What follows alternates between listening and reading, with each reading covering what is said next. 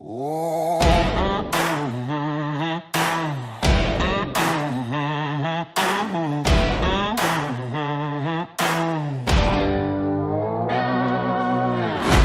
grip in the neon light, trading pain in the heart of the fight.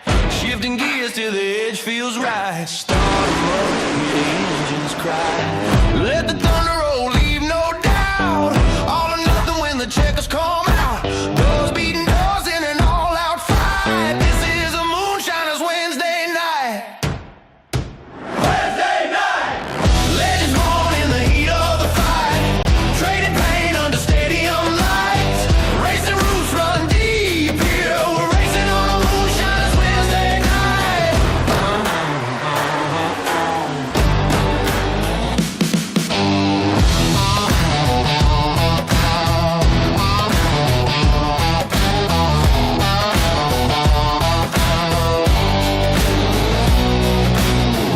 Every track has a story to tell. Every wall has been one driver's hell. Back in the saddle we go. Ring the bell like a moonshiner. We're riding on rails. Checkers on records. Send it in, set sail. Legends born in the heat of the fight. Trading pain under stadium lights. Racing roots run deep here. We're racing on a Moonshiners Wednesday night.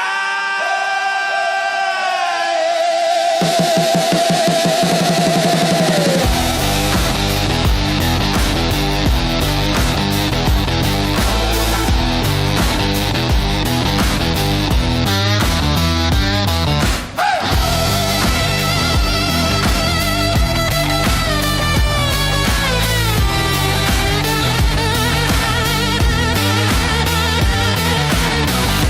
Moonshiners Wednesday night. This is a Moonshiners Wednesday night. This is a Moonshiners Wednesday night. This is a Moonshiners Wednesday night.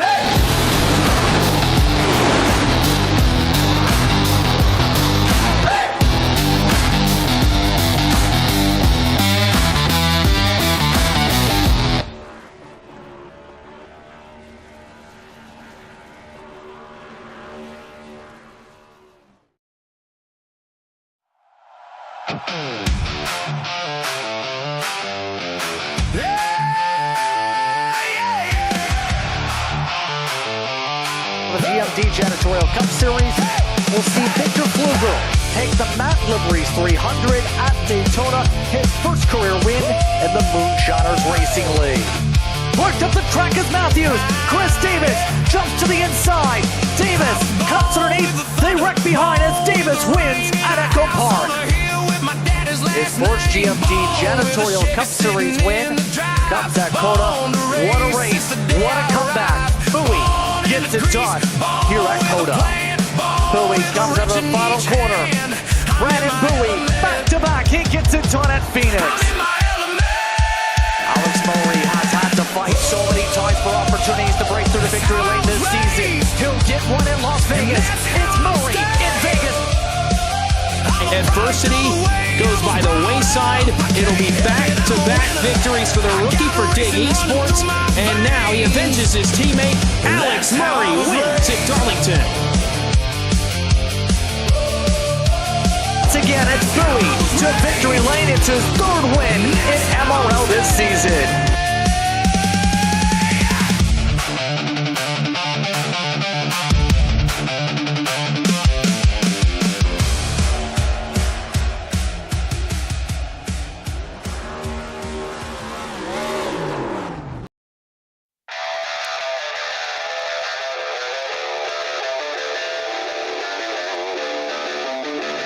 Tonight, the Moonshiners Racing League visits a Coliseum, specifically the last great Coliseum, as the GMD Janitorial Cup Series gets ready to rock from the Rocky Top State.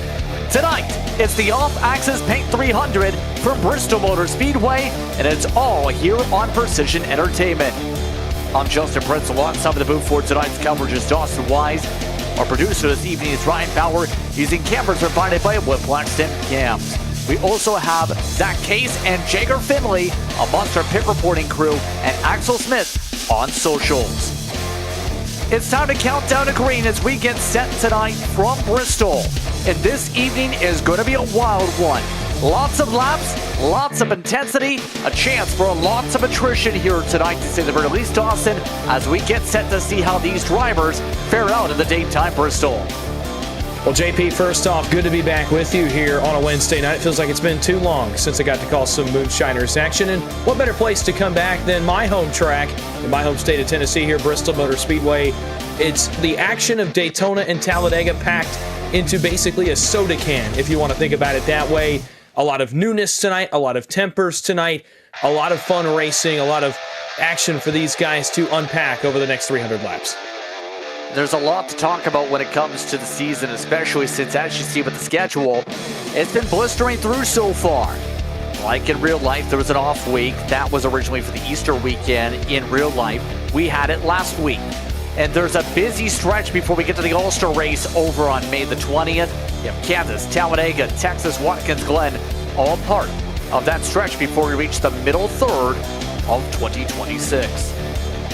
Yeah, and a chaotic stretch nonetheless, you know, JP, and that we have Talladega, we have Watkins Glen, a pair of wildcard races, if you will. We've seen the road be a bit of an equalizer already. We've seen the plate tracks be an equalizer already. I think of Chris Davis and Victor Pfluger. Of course, Brandon Bowie takes COTA, but those places can be won by anybody. And looking at the standings, obviously, there are some guys in really good spots. Those tracks may claim some victims, though.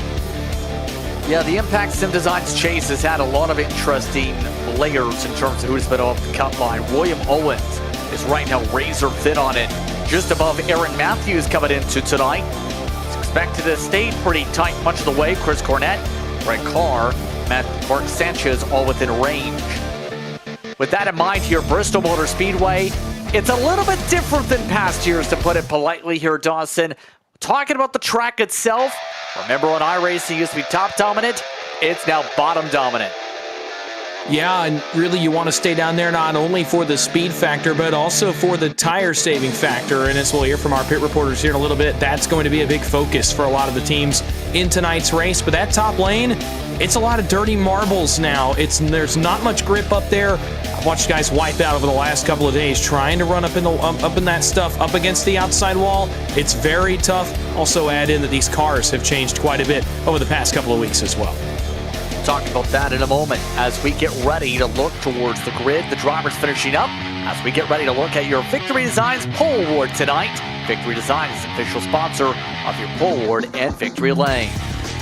With drivers finishing up qualifying, Barry Sanders just so happened to set the pole time tonight. 4/1000ths up over Alex Murray. They'll start next to each other with Matt Cox, one of the winners from last season here at Bristol, in third. Brandon Bowie, he's been looking very solid all year. 3 wins on the trot, will be in front of Sean Rogers and Paul Gallimore. Then you throw it back to row 4. Kyle Holden will start next to Greg Carr tonight. Then it's Alex Coffey in 9th spot. Brandon Fetterplace in 10th, row number 5. Back on row 6, Timothy Harper set a nice start to his 2026. He'll go from 11th tonight alongside a guy that has made quite an impact in his first season of competition here in the Moonshiners Racing League. That's Mark Sanchez in the 29. Row 7 will be Hunter Carmichael for Arrow in the 13th spot, alongside Redline's Cody Nagels, who was 4th best in practice a little bit ago. Row 8, it's Nico Garcia. Remember the effort he had at Darlington a few weeks back in his debut. He'll start 15th tonight, alongside Matt Mackin, the blue, white, and black number 1. He'll go from 16th. Row 9, it's the Dig eSports Toyota of Corey Moore in the 19th, back in the Pay RVA purple and black colors tonight, alongside Jose Medina, the Marlboro Toyota Camry. And back on row 10, rounding out the top 20, it's BMP's Chris Vinson, back in the black and red, and Nigel Christensen, who's having a quietly nice start to his year in 20. Blake Honshaw will start in 21st tonight. Jim Tree will be next to him in 22nd this evening. Throw back a row, that's where Blaine Wilson will be with Wayne Bowen alongside. He'll be dropped to 78. Nick King's 12 machine starts next to William Owens. Owens 5/10 off the pole. Johnny Shade in the same ballpark. In fact, 1 second back. One driver set times very late in the session. That was Trevor Warnoff. The rest of the drivers who didn't set times were Chris Davis, Aaron Matthews, along with Chris Cornett and Darren Mills. As you see your track conditions for tonight, we're expecting things to get interesting with the temperatures. Remember, this track can heat up about 10 degrees alone from racing around it.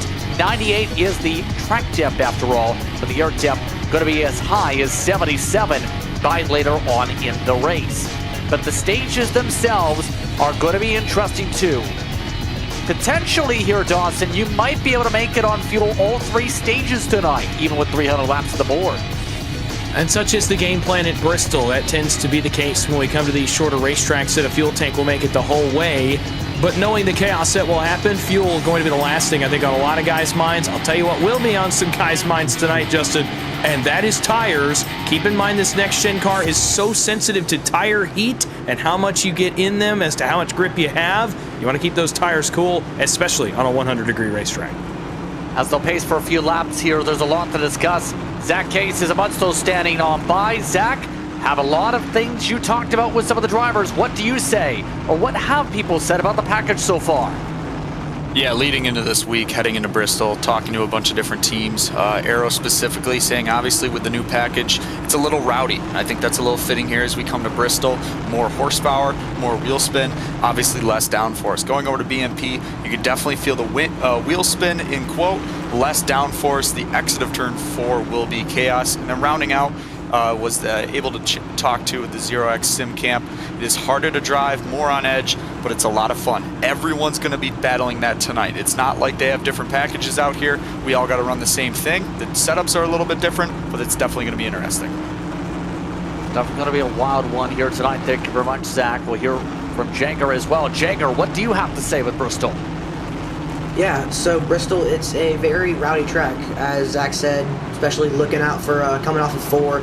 Drivers will most likely get a little bit squirrely, may see some spins early on, maybe after a long run even, depending on how their tires degrade here. So it's just going to be really, making sure you can keep the car pointed straight and not trying to get too high in those marbles. Thank you very much, guys, as we'll get ready to go. To the beats they go. As we get ready for Stage 1, brought to you by Collegiate Football Simulation League, the top collegiate simulation league. Create your legacy by visiting collegesimleague.com today. Coming up to the Van Looy Sticker Start Zone. We're happy to have you with us tonight from Bristol. The All-Factors Paint 300 is underway from Tennessee.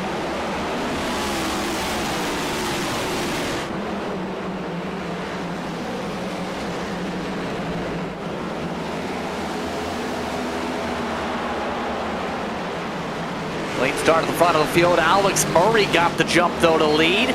Takes it for the boss man, Barry Sanders. Already a majority of the field, as you were talking about, Dawson, at the bottom of the circuit. That's where a lot of those grip compounds are. That's where you'll see a lot of people fight to make sure they get the dive on people to make moves for. Yeah, absolutely. I'll tell you who did not waste any time up front. That was Alex Murray in the 22. He goes right to the lead on the opening start. Meanwhile, bit of a contrast in strategies where Murray and it appears Brandon Bowie, who moves to second there off turn 4, are wanting to go and push a little bit. Pole sitter Barry Sanders wants to drop back and save some tire, which I think will pay more dividends. Meanwhile, on the move for the back, Paul Gallimore +1 already on his teammate Sean Rogers. He's bringing a couple to the front with him. Form of Kyle Holden, the 97. Big slide for Holden there. He got the fence in the 97. That's what that outside groove can bring. There's not much grip up there. It's fast, but there is not much grip on that race car. Holden trying to go forward, almost got a little too much out of it. And the caution flag is out for the first time tonight already. It's at the back of the field, involving William Owens and company. Owens went around with the help of Jim Treat. And that brings us for the first time our Top It Off Hot Sauce Company replay. Receive 50% off your entire order at topitoffsauce.com. Use the code MRL15. As you see, look at this. Treat was running the way high line. That wasn't going to stick. Well, I think what he was going for there was trying to run the middle and got in a little bit too hot, and that car rolled up the hill. And once you're in those marbles, and even if you try to gas up, even let's say you get a lane off the wall, there's still no grip up there. It's as if you picked up the marbles on your tires. I'll tell you, iRacing.com did a very good job replicating that state in the real-life race car, where those marbles are going to stick around for about a half a lap so you can run them off your tires. Treat, unfortunately, right there, the first victim of that high lane and its unpredictability. That indeed will put us on our first caution already of the evening as we get things squared away. Bowie with that already jumping to second spot. Now, keep in mind, last time out when it came to the paperclip, it was Bowie that ended up picking up the victory. But tonight going to be a different beast with 160 laps to play things out, just under 260 kilometers, mind you. This is the type of race where you might want to hold on to those 5 sets of tires in particular, because we know there's a lot of potential caution flags, and for the most part, you can get away with older tires if you have a fair amount of cautions here. Look, there's really not a race on the schedule where tires aren't going to be at least a part of the conversation in some factor of the race, and that includes Martinsville, a place where you want to be able to rotate the center of the corner.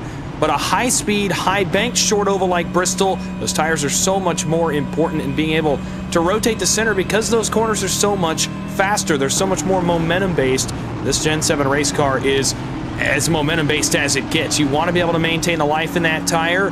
You know, one thing I've noticed, even just running some races over the past week or so, is you burn more of your tires early in the run. That fall off could be a second, 1.2, 1.5 seconds of fall off if you burn those tires early, where if you save, you can kind of even out your lap times, be faster than the guys that burn it at the end of the run. Indeed, and we're getting ready for the restart already, the Van Louis Stickles restart zone. The place to time things up here over the course of tonight. Really see how these drivers get to work off that launch. Murray chose the high side, Bowie on the inside for this restart. Biggest mover so far in the early going, Aaron Matthews up 7. Can he keep the moves going as Murray keeps the gas going? We're backing away.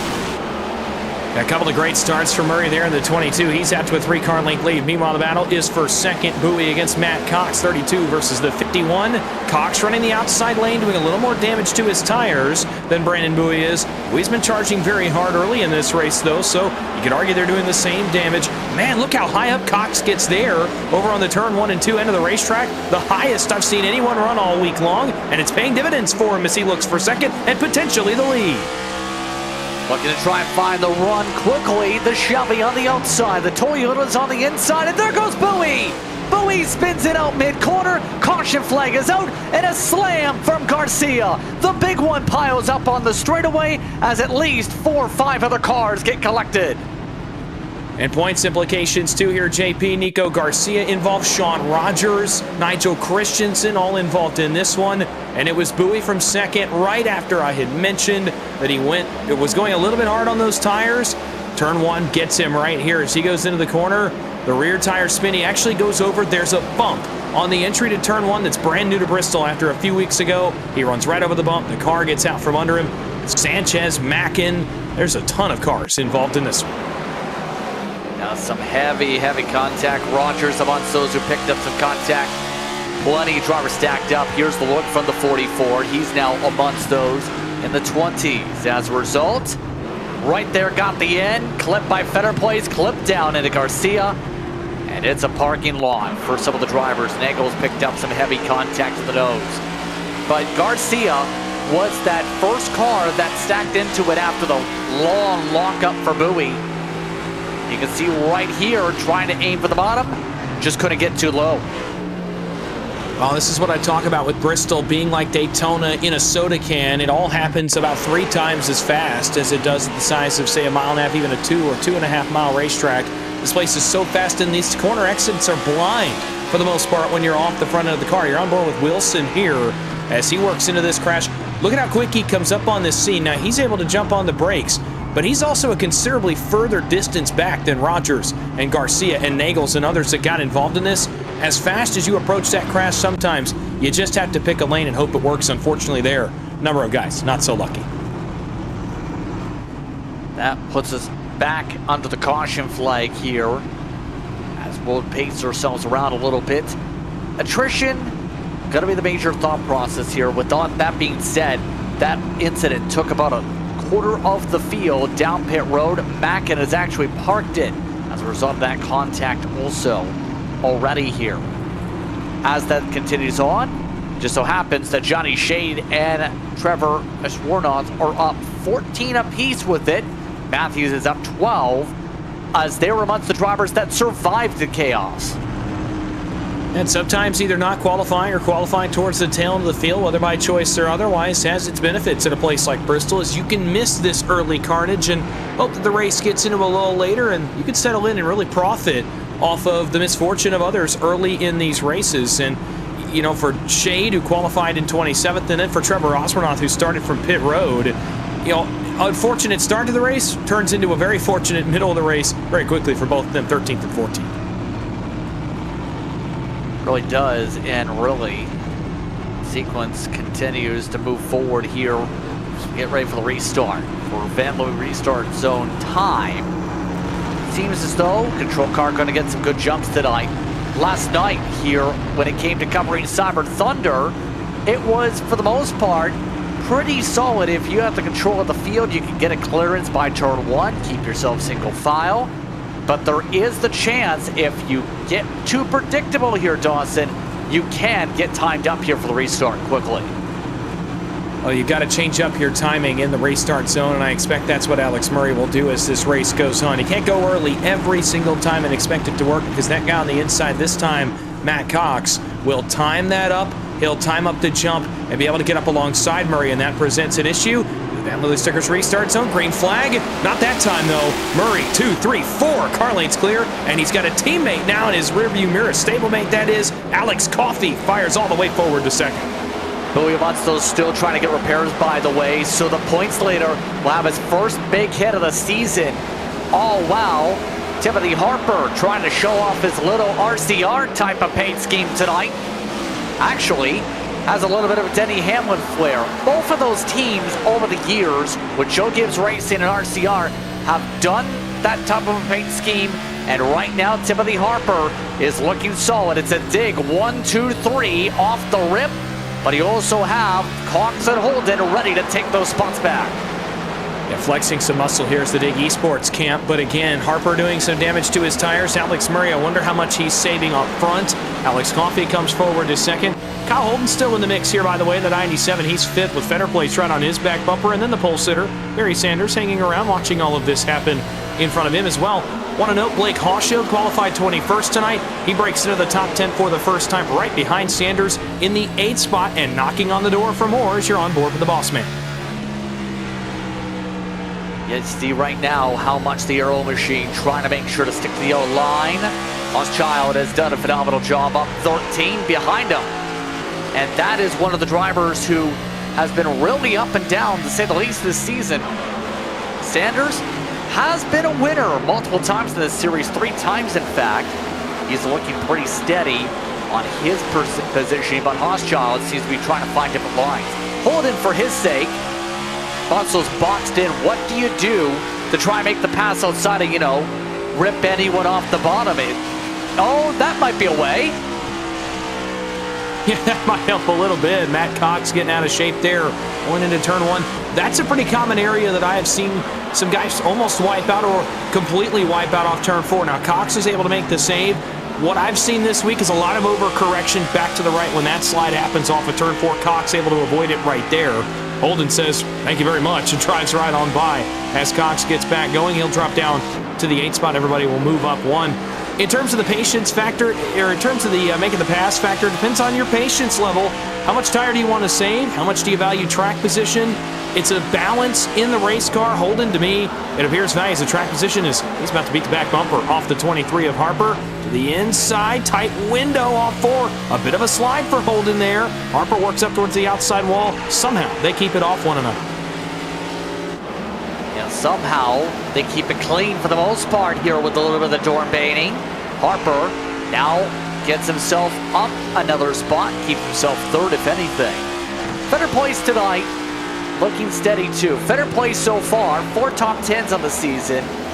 Right now looking pretty competitive this season. Feder Place really picking up the pace, you can argue, where he was solid last year but has been fast this year to keep up with the best of best, like the battle in front. Yeah, absolutely. And, you know, I think a number of guys picked up their pace here early in this year and have taken a step forward either from 2025, you know, or even just within 2026 have started to take a step forward over the last several races. We continue to watch this battle I'll tell you, there's a couple of factors starting to change on the racetrack in terms of conditions. Our pit reporters might be able to tell us more about it, but you can tell these cars are driving a lot worse right now than they were even just about 20 laps ago. The rear tires starting to slide a lot more in these Gen 7 race cars. Yeah, this is... Oh, we have trouble. Darren Mills lap traffic in front of the leader. Nearly spun around. Now Mills will stay to the bottom of the track. A bit of a scare for the Beast Mode performance car. A bit of a scare right in front of the leaders, too. And at Bristol, again, as fast as things happen, for that to nearly collect the leader. That's for trouble! Harper gets turned by Holden. Another multi-car incident. Fetter Place, Sanders, Boschild, Cox, Gallimore. Another heavy-hitting incident with many of the front runners involved. Caution, caution, caution. Top enough Honsa's coming to replay as a result. Let's see what happened here, as that happened pretty quickly, didn't it? Yeah, absolutely it did. I was just starting to make a point about, patience earlier. Holden ran out of patience right there and gave the Harper machine a little bit of help. Man, big hits there. Even bigger ones for Gallimore. Gallimore, Hawshield, Harper, Cox all took major hits in this incident. You'll see it again here. And Holden, tried this move a little bit earlier where I talked about he stayed off of Harper. He tries it again there and actually made a little bit of contact. Look at this second hit from Paul Gallimore. This is major right here for the 11. Right in the back of his teammate, lifts him off the ground on the entry to the corner. Yeah, more heavy hitters taking heavy hits. See this 11 machine, they're one of the BMP machines. Very quickly. Had to get up on the binders as the spin happened in front. The track gets blocked, and into the 32 goes Gallimore into his teammate. And already, at least half the field has had to come down pit road for one issue or another. Well, and not even just half the field, JP, but half of what really was ended up being the top 20 so far has seemed to take big damage. I mean, this crash happened inside the top 10. When you look at where guys are running. Holden now up to the 3rd spot. Fetter Place 4th. Hawshield 6th. Matt Cox is going to see the top 5 spot. Gallimore's going to see the top 10 spot, as is Timothy Harper. So, I mean, these are not just, half the field in terms of guys that were running towards the tail end. This is half the field of guys that were running inside the top 15, top 20 that ran some of the best qualifying and practice times on the night. And that has blown this race, other than Alex Murray and Alex Coffey, this has blown this race nearly completely wide open, and we're just 35 laps in. You see your Van Looy Stickers camera viewpoints here under the caution flag. As we work our way through, though, Zach, believe you're standing on by here because there's been a lot of activity picking up, has there not, as a result of this caution? Well, yeah, we've seen plenty of action so far in this one, and going back to the previous caution, just got off the pit box with the crew chief of the 51 machine for Brandon Bowie. He's currently 20 laps down in 30th with 15 minutes of damage, so he's going to try to get back out there. It looks like Nico Garcia, though, his day is done as he was caught up in that one, and obviously we saw a lot of damage there from the BMP guys. My biggest question for you guys now is, look at some of the drivers inside the top 10, names that we don't normally see up there, like Hawshield. I know we talked about Fetter Place running good, right? But those are some names that are now in the top 10 that you might not really see week in and week out. Interesting conversation points here, Dawson, especially we get up to the restart. Looks like Murray going to choose the bottom with some teammates up here. So what do you say in terms of that question? Dawson? Out of the ballpark goes Dawson. We continue on with that here as we get positioned here at this point. That in mind, getting ready for the restart. Going to be Murray on the inside, Coffey on the outside, Holden with heavy damage in 3rd, Fetter Place in the top 4. Green flag is out, back underway, Murray with the launch. Yeah, this has been a common theme so far. Alex Murray getting a good launch on the restart in car number 22. Coffey, I'm a little surprised. Do we know Alex Coffey to be a restart artist in his own right? And he was not quite able to time up his teammate, or his stablemate rather, in Murray there. And Holden's going to attack him. You mentioned the damage on the 97. He says, it's Bristol, baby. I'm going to stay out on this damaged race car, try to fight Coffey for a second. Coffey will win that battle eventually. Props to Holden, Fetter Place, and others, though, staying out with damage. Bristol not an aero-dependent track as much. You could typically run with a little bit of damage on your race car. Yeah, you definitely could. Now, but this package is a little bit more interesting, to say the very least. But I know in the Gen 6 era, you used to be able to get damage to the right fender, knock in the tire, and go faster. Can't do that now. You break a tie rod these days. But some of these drivers, at the very least, trying to see how their cars are going to respond here as Barry Sanders tries to work on fender plays. You know who's in ninth, by the way? William Owens is somehow up through the field, right in the mix. Same for Hunter Carmichael, who's in seventh. Yeah, guys coming through the field after early adversity. This is the equalizer that Bristol can provide, and that you can be in an early caution. Others can experience some misfortune. All of a sudden, your car is fixed. Theirs is not, and you're in a really good spot. You look up, you're in the top 10, plus 17 for William Owens in the 30, who continues to have a phenomenal start to his 2026. Now, he's trying to attack Sean Rogers here. He's actually coming forward a little bit, is the 30, working that outside lane, burning a little bit more tire, but he will grab some track position and benefit that as we're on board here with Rogers. Notably this week, JP, a new color on that light for Sean Rogers, perhaps trying to change the luck up a little bit. Red on the back of that light on that sim rig for him. Yeah, potentially trying to make sure the red mist already has a theme to it. He's been doing pretty solid after being involved in one of the early caution flags. He's kept the clean car since the repairs, though. Now continuing to try and find a way to get to 8th spot in all of this. So with that being in mind here, see, as Fetterfleece plants it down here, some of the drivers are having little packs forming up. Corey Moore is essentially the head of pack 2 amongst this field so far. You also have his Warner, you have Wilson, you have Davis, all grouped together in a second group that's losing ground pretty quickly. Cornette, for his sake, already having to come from the back as it is. He had to roll down pit road to start this race.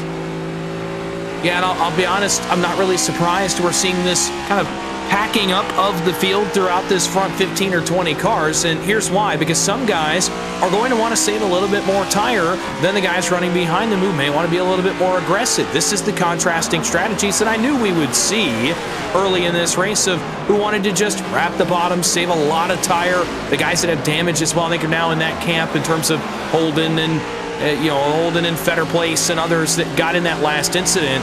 But then there's guys that want to go forward. Hunter Carmichael, William Owens are both in that camp. Trevor Osborne's in that camp.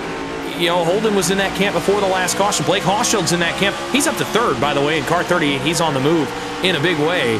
But some guys want to go forward. Some guys content to run where they are and save their Goodyear equipment, shall we say, for later in the race to give them an advantage in that regard.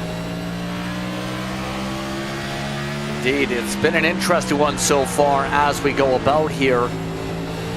As you see, Rogers trying to carve his way up to the 4th spot now on the progression. See that Van Louis Stickers camera still in full focus. A lot of wheel being put into this here. Holden shocks the wall. And BMP car of Rogers has a chance to try and find a way to clear. So long as Holden slides up, he does. There goes an air pass for the 44. Not one of those who pit, by the way, with the contact earlier. He's just doing this on raw speed here, which, if you're good on long run, Dawson, this is a great place to stretch out with how much the pace really stacks up with the laps as quick as they are. Yeah, red light behind the sim rig, but green light in the cockpit of that 44. He is moving forward and moving forward in a hurry. Up to 4th now, actually, is Rogers. He makes another pass there after we just saw him get to 5th. He gets to 4th. Now looking on Hochschild potentially for 3rd. That would be the next battle for Rogers, and no surprise to pick up where he left off really in 2025. Had a really strong playoff run, which nearly ended in a championship potential for him in that BMP entry. Picking right up where he left off in 2026 is Rogers. No surprise to me that he's quick. Man, there was a slide right there back around the Timothy Harper machine. That was Osborne. We talked about him earlier. He's since lost a few spots, back from 11th now to 15th as Matt Cox makes the pass on the outside as well. Trying to keep his recovery up over the course of this one. Murray, by the way, continuing to charge. One of the things, though, that is charging upwards, Jager, something involving something underneath the seat of the cars, would you say? Would you say the ground? Yeah, I would say. The ground is, I guess, heating up. So race started, track temp was about 98-ish degrees, and now it is all the way up to 111 degrees. Drivers reporting saying it's definitely noticeable. The rear's wanting to loose out. They're easing onto the throttles, trying to baby that throttle almost to make sure that you don't burn your tires up more and to make sure you can keep the car pointed in the right direction. Definitely a thinking point here, especially over the course of this race, absolutely. Especially, we know that's partly just with the energy that these cars put into the racetrack, Dawson. It's really amplified in the short distance on concrete. Yeah, absolutely, and I'd actually noted that track temp increase, you know, on my own behalf. I'd seen that earlier as the track temp in the first 30 laps this race went up 15 degrees to a gnarly 110 degrees on the racetrack. It's just going to make this harder. Bristol is already physically fatiguing as it is, but when it's 110 degrees on concrete, no less, it gets even tougher. Tell you who it's not tough right now for, a few hot rods to keep an eye on. We talked about Rogers. William Owens, we talked about him a little bit. He's up to 6 now in that 30 machine. Well, he's attacked now by Carmichael. Maybe the tire's starting to go away for him, but all the way into the top 6 plus 20. But there's a caution on the racetrack. Jim Treat appears to be involved in car number 6. Caution flag again here at Bristol as we are zooming through the way to the stage. Coming up to 21 to go. Jim Treat looks like may have had some problems this time. So the Bull Island kart brakes machine went for a slide. He was running 20th. Topping up Hanso's company replay. Did a good job saving this, but as a result of the slide around 45 degrees, that's enough to trigger the yellow. Yeah, but really fortunate there to avoid not only the inside retaining wall, but also the other cars. So many times this week I've watched guys overcorrect either into the outside safer barrier or into the rest of the cars coming along, you know, either behind them or alongside them eventually. For Treat right there, very lucky. Guys behind him got on the brakes and he was able to keep it off the wall. He'll have to come get a new set of tires shortly. He has flat spotted those 4, but the trade-off is no damage to that number 6. He can continue on. Now, standing on by, information from his team side. Zach, what do you have to say about Zero X Sim Racing? Yeah, just listening in on some radio conversation and the chatter so far, and it looks like, obviously, the 6 machine, Jim Treat, really frustrated so far with his race. He's only 65 laps in. He's been caught up into a couple wrecks, right? He was running up near the top 10 to start this one. He had to check up for someone in front of him, and unfortunately, that caused the car to go around. So some frustration from him. It looks like he'll stay out on the racetrack here. And just listening, Chris Cornett saying the middle groove is really wicked fast in turn 3 and 4. So let's watch where that 83 likes to run here coming off the restart. Absolutely. Thank you very much, Zach, here as a little bit of a reprieve to the hotter temperatures for the track. The clouds are over top the circuit, but we're coming up to under 20 to go on the stage to work with here. And for the most part, drivers have only pit here for fuel in the case of maybe Harper and Cornett. They had 6-second pit stops, mind you, or have not taken any service at all unless they've picked up damage. There are a couple that have taken tires now, though, Dawson. Matt Cox, Corey Moore, a few others taking a gamble on rubber, and that might get interesting to see if they stay out for stage 2. I don't mind the call, though. I always like to break races up into segments, especially when you're limited on your tire sets, and this would be about the time of the race that you'd want to take that first set of tires on the race car to still have tires available at the end should we get a late restart situation. So for the guys that gambled, I don't hate that gamble. Perhaps a flip the stage situation at worst, if you come get fuel after stage 1, a chance to improve your track position and maybe capture some stage points, steal them away from guys that have run up front all stage long, or some that haven't. You know, we noted Rogers and Owens. How about Blaine Wilson? He's up to 8th. Chris Davis is up to 9th. A pair of cars in position to snag some stage points. Zach was talking about Chris Cornett. He's 11th. Chris Vincent is 12th. Nigel Christensen, we saw him crashed earlier on lap 10 with Brandon Bowie. He's all the way inside the top 15. So, Murray and Coffey on the front row. Hochschild and Rogers, Sanders and Owens, Carmichael and Wilson. Then Davis alongside Harper inside the top 10. We'll find out who's going to have the boost here and how far the fresher tires are going to get here for the upcoming restart. Green flag is out, backing away out of the Van Louis Stickers restart zone. I'll tell you, notably a little bit less of a launch that time from Alex Murray. He's not being as unpredictable as maybe he should, and this is going to allow Alex Coffey to hang around here at least for a moment. Deep drive into turn 3 for Coffey, although he works up towards the marbles. He'll have to lift just a little bit. Rogers to his back bumper. Murray away by 2 car lanes, and Coffey's got a hornet's nest of cars behind him. Rogers, Hauschild, Owens, Sanders, Wilson, Carmichael, all chomping at the bit to get the back of that Dig eSports Camry, playing defense almost for his teammate up front as Murray drives away. You continue to see them just trying to work the different grooves as we go, though. It is one of those types of nights so far in this series. You want to be up the front. Problem is, not everybody can be up the front. We'll say, as we see how the 44 attacks here, William Owens is your first side-by-side yet again. Best race of the season, you can argue, Dawson? Nearly so. He had a podium earlier in the season. I would say he would still put above it, but in terms of speed early in the race, absolutely. He's showing a ton of raw speed under his 30 entry here so far tonight, and still a long way to go as well. The boss man's attacking him for 5th. Not working so far for Barry Sanders, the pole sitter, though. And look at the hornet's nest again that's behind Barry Sanders. Look off the back of this car. That's not exactly what you want to see in your rear view of Bristol late in the stage. Definitely. And with that being said, now it's single filed out. We're back up towards the front again. See right now how the 44 really tries to chip away. Look at how this is approached here. Middle of the racetrack, at least in the previous editions of Bristol, prior to the more recent updates, you can take the middle as the in-between, so to speak. Save the tires with the lower line, but still charge the corners. Rogers seems to be trying to play that here, just like how Murray has found some grip up against the wall here. I was just going to point out, if you had seen that the last time Alex Murray went through 3 and 4, he has moved out to the wall. And I'll tell you again, every indication that I got this week is that the outside lane was impassable. You could not make it work. But Murray's running up there. Now he fades up towards the wall a little bit. That's as high as I've seen anybody run. He and Matt Cox, the only 2 cars I've seen succeed. And it's scooting him away from the field just a little bit in that 22. Further back, again, this hornet's nest continues. Cox, by the way, speaking of the 32, is on the move. Up to 12th for him, attacking Christensen for 11th, as Matt Cox is on the roll for stage points, trying to bring his teammate Chris Vincent to the party with him. Under 10 laps to go to the stage already, by the way. Now at 7 to go precisely. Right now, Cox, he's the highest up out of anybody that took a little bit more than 10 seconds, so at least 2 tires. On the last stop, Cornette, he's also chugging his way forward. Once those are at a 6-second stop, about 44 laps ago, to be able to take some service.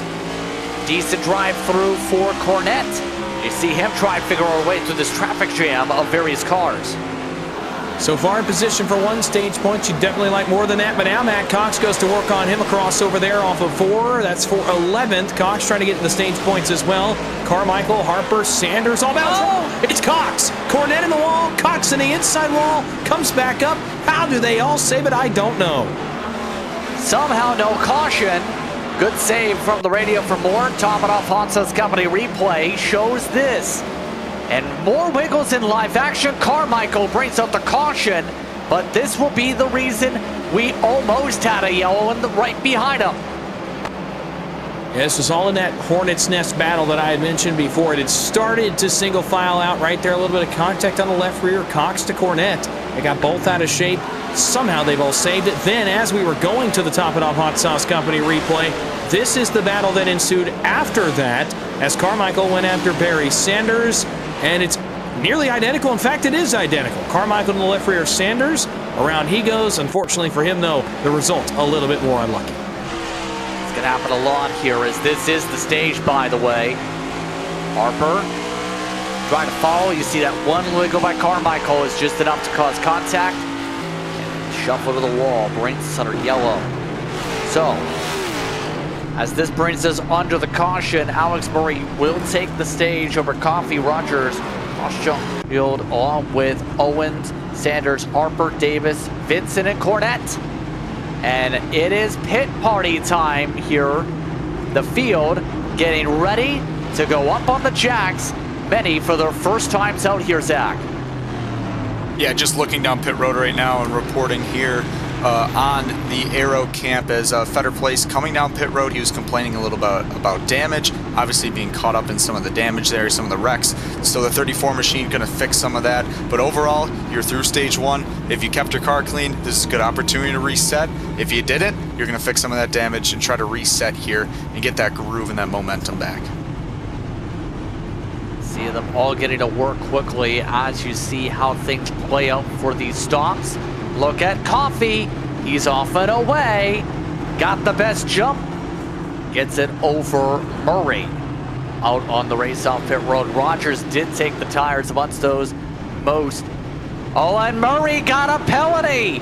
He's going to have to go to the back.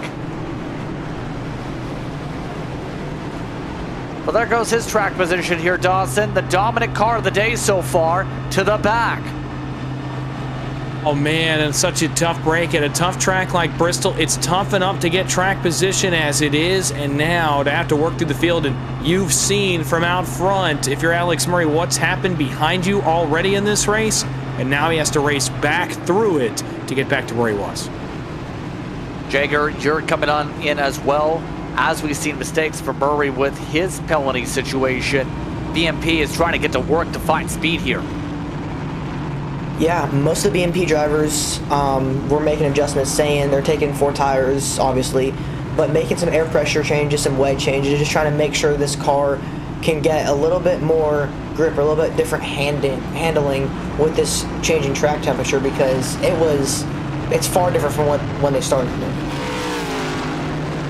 And it's been interesting to see how these teams have adapted here, especially with the higher conditions. As you see, you turn the laps around for a few pace laps, if you will, Dawson. This track will go in a lot of different cycles, just like the tires will.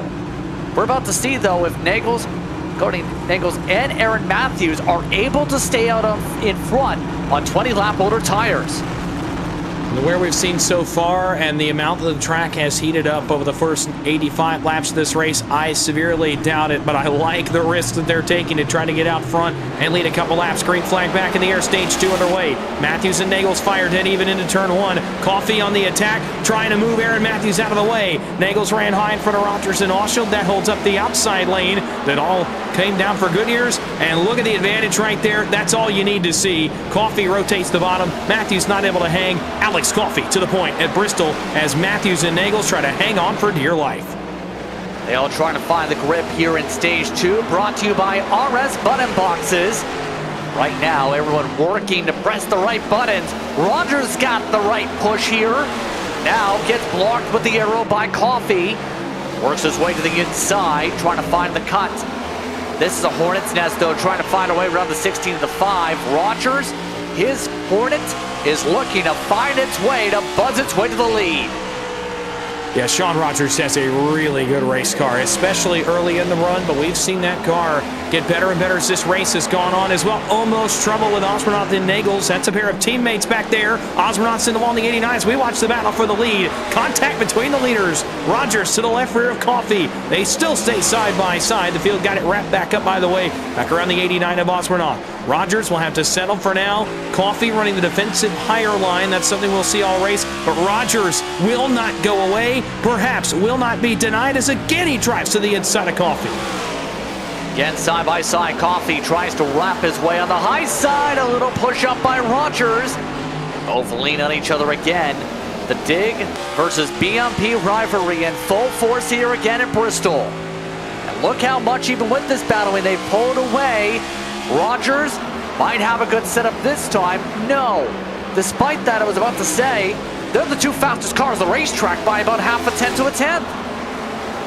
They're not saving a whole lot of Goodyear Eagles right now either. JP up front, or the 54 and the 44. You're on board with Rogers as he tries to find a way around Coffey. And what Coffey's doing, running that middle lane to play some defense, creating side force on the 44 of Rogers, basically dragging him up the racetrack. And what that does, creates a situation where Rogers has to lift. It allows Coffey to run a better lap time around that middle lane than Rogers can on the bottom side. It creates an opportunity for Coffey to maintain the lead, although Rogers, again, just so persistent to get to the inside of Alex Coffey. What he's trying to do, I think, is set up where he could make a pass on the outside, running the bottom, trying to be predictable, so Coffey tries to block, and Rogers can take the outside, although a couple of times he's come very close to drawing, even if not pulling ahead of the 54.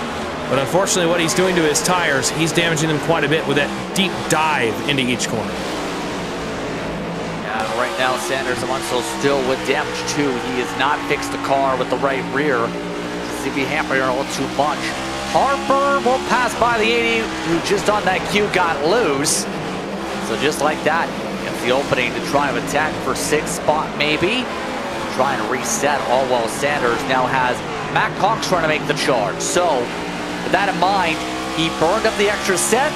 While Sanders, I think you mentioned the tires being used up a lot. He's kind of used them all up all of a sudden. And that can happen quick. Again, it's not just tire wear in the line that you run, it's the heat in the tires as well that can affect how much grip you lose inside the race car. And sometimes you have to take a few laps and cool them off in terms of bringing that temperature down, just running a predictable line around the bottom and resetting yourself to make another run. Sean Rogers has done that a couple times. Man, almost contact between Harper and Nagels. That's for what was the 5th position. Now it's even for the 6th position. Nagels starting to work backwards. Meanwhile, we continue to watch this battle for the lead. The persistence of Rogers continues.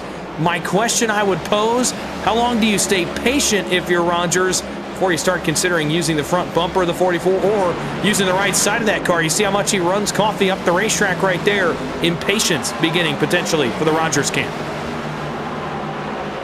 How long is he willing to keep battling like this? Right now, Rogers working hard still. See his head and leading and didn't get the scoring loop with the caution. Pile up and it's Barry Sanders in it. Sanders a part of the yellow flag. Nigel Christensen also involved. Well, under caution yet again. So the boss man will slink into the void and be a part of the caution period this time. A tough break for Sanders and Christensen as we get our first look at the Top It Off Hot Sauce Company replay. This was, again, just inside the top 10 or just outside the top 10. Big contact there. Christensen to the back of Sanders. Brandon Fetterplace caught a piece of that as well. That's the red and white and black 34. You saw flashing past our camera view there. Coming off turn 4, Sanders trying to get back in the gas. You talked about using the tires up a little bit. Christensen may have had a little bit more Goodyear, and it creates some contact there. Luckily for them, they're the only two really involved again other than Fetterplace. Indeed, here as he here viewpoint with more. Just missed it.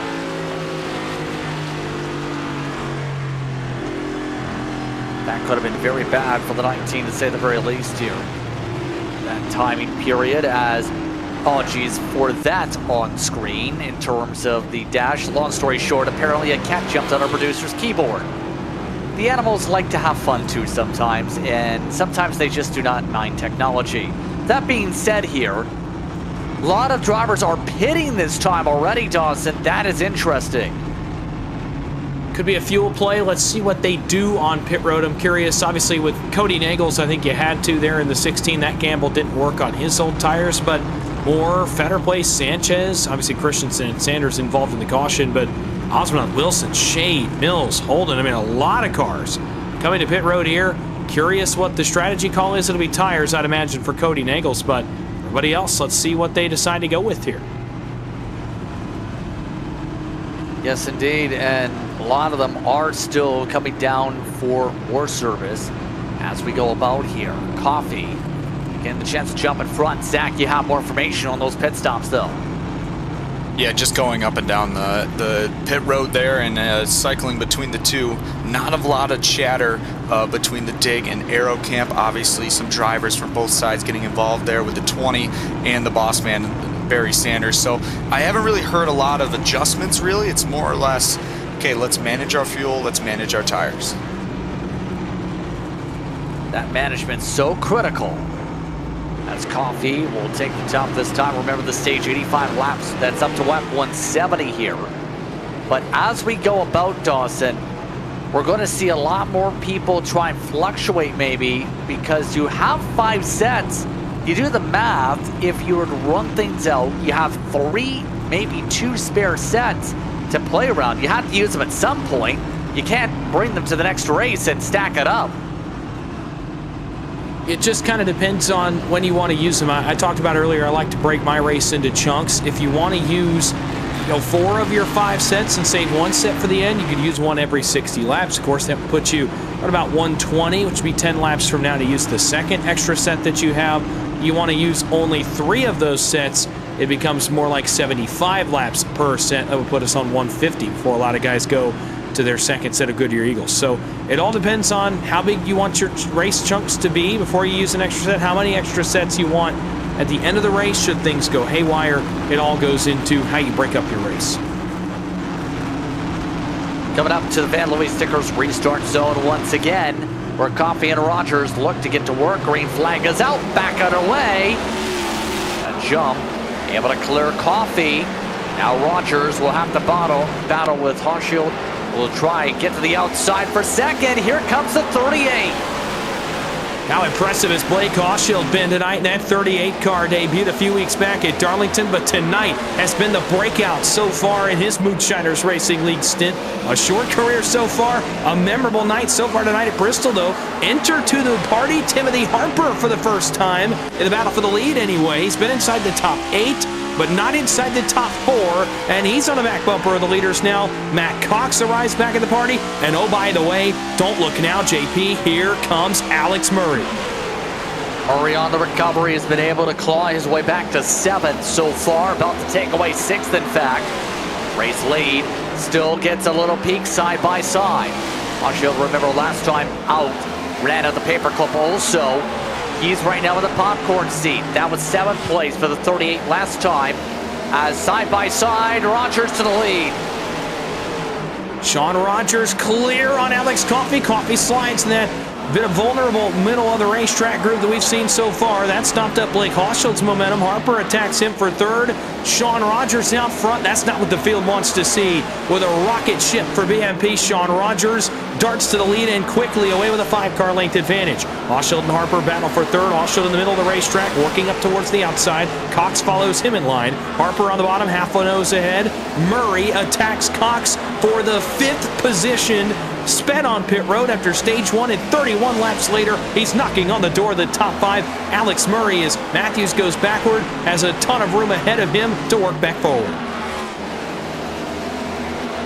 So that causes more troubles here as they go about. All that being said here, it's been a powerful charge back for Murray. Up to the top 5 here goes the 22. He'll try and work his way forward, and a slide for Coffey. Coffey nearly spins it out. What does that mean that's popped up every single week for the past few weeks? Whenever Coffey does well, he ends up having a problem, it seems, as of late. The defending series champion nearly added another hit for the socials. Yeah, just a tough few weeks, unfortunately, and that's how the cookie crumbles sometimes as a race car driver. Sometimes you just get some bad breaks. The lucky part for him here is the fact that that was not worse than it was. How he kept that car from spinning either to the left into the wall or to the right back into the field. I'm not particularly sure. Great car control there from Alex Coffey to keep himself not only, again, with a clean race car, but 7th on the racetrack. Only lost a few spots there. He's under attack from William Owens, but he can get that momentum back going. And again, very lucky that that did not result in anything worse than it was. A couple of guys on the move that we just talked about. One of them is Chris Davis up to 6th. That's the 87, the Atlanta winner from earlier in the season. The other one going by, trying to go by William Owens, just behind Alex Coffey. Chris Vincent on the move in the 33. I'll tell you this, Beast Mode Performance cars have really picked it up this week so far at Bristol. Those adjustments Jager referred to, I think, are working the perfect way so far for them. Vincent having a solid day, absolutely. Will be passed around by Owens, though, for now. He's been in the top 10 since the end of stage 1. Has kept it up there so far. Now, lap traffic is a huge factor we expect to be here tonight. Cornette is the first of the traffic. Now it's the question how some of these leaders really utilize that traffic, because obviously they don't want to be in the way, but they can absolutely be a bottleneck and be used as picks here. That's exactly what just happened with Chris Cornette and Timothy Harper right there. Harper now 15 to 20 car lengths back. The 44, Sean Rogers at the Cornette, really put it on the Harper machine, trying to keep his track position on the racetrack, trying to still, again, remain the first car lap down and stay in conversation for a lucky dog, perhaps. Unfortunately, not going to work out. He made Timothy Harper's life difficult there. Harper now past him. And again, it's interesting, Bristol is one of those tracks where the timing of catching a lap car matters more than almost anywhere else. And Sean Rogers has had very lucky timing so far that Harper is looking up there saying, man, come on, give me a break. Give me at least a little bit of better timing than I'm getting, because Rogers gets smaller in the windshield as Harper fights off some tough timing with lap traffic.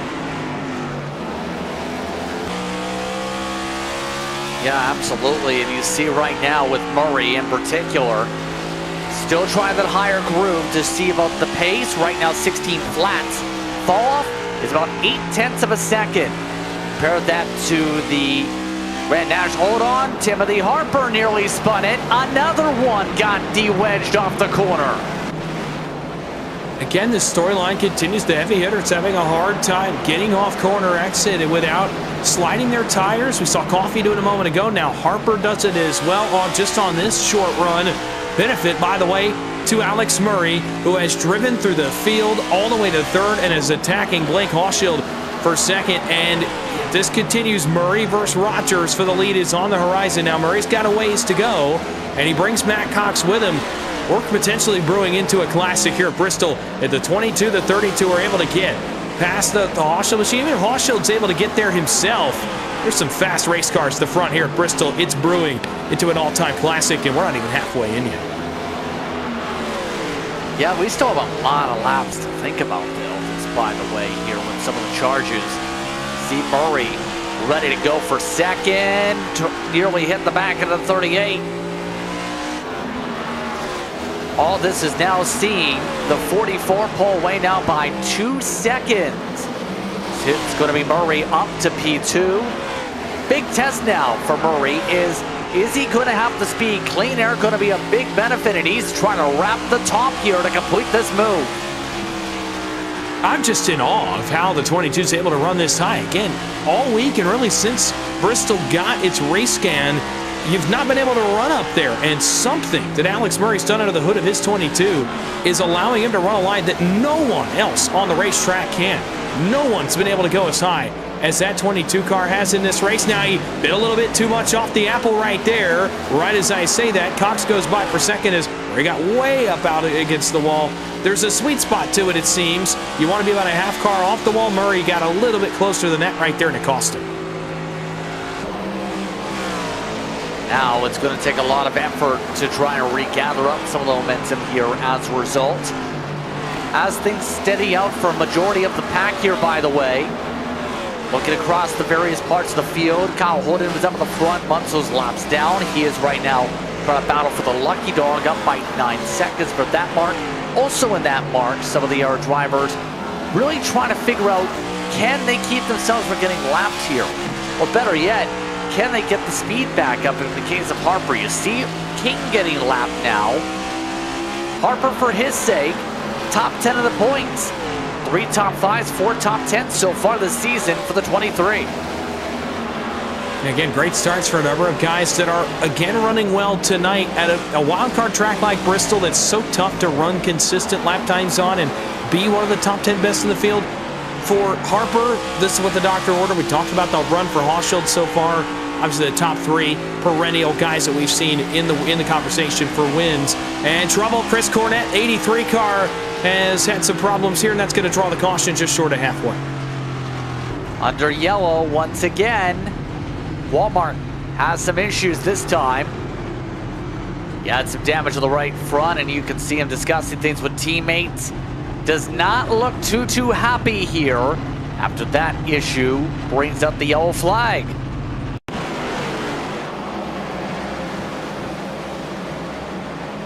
Once again, I don't think he hit the outside wall. He snapped around here. Yeah, you see it gets light.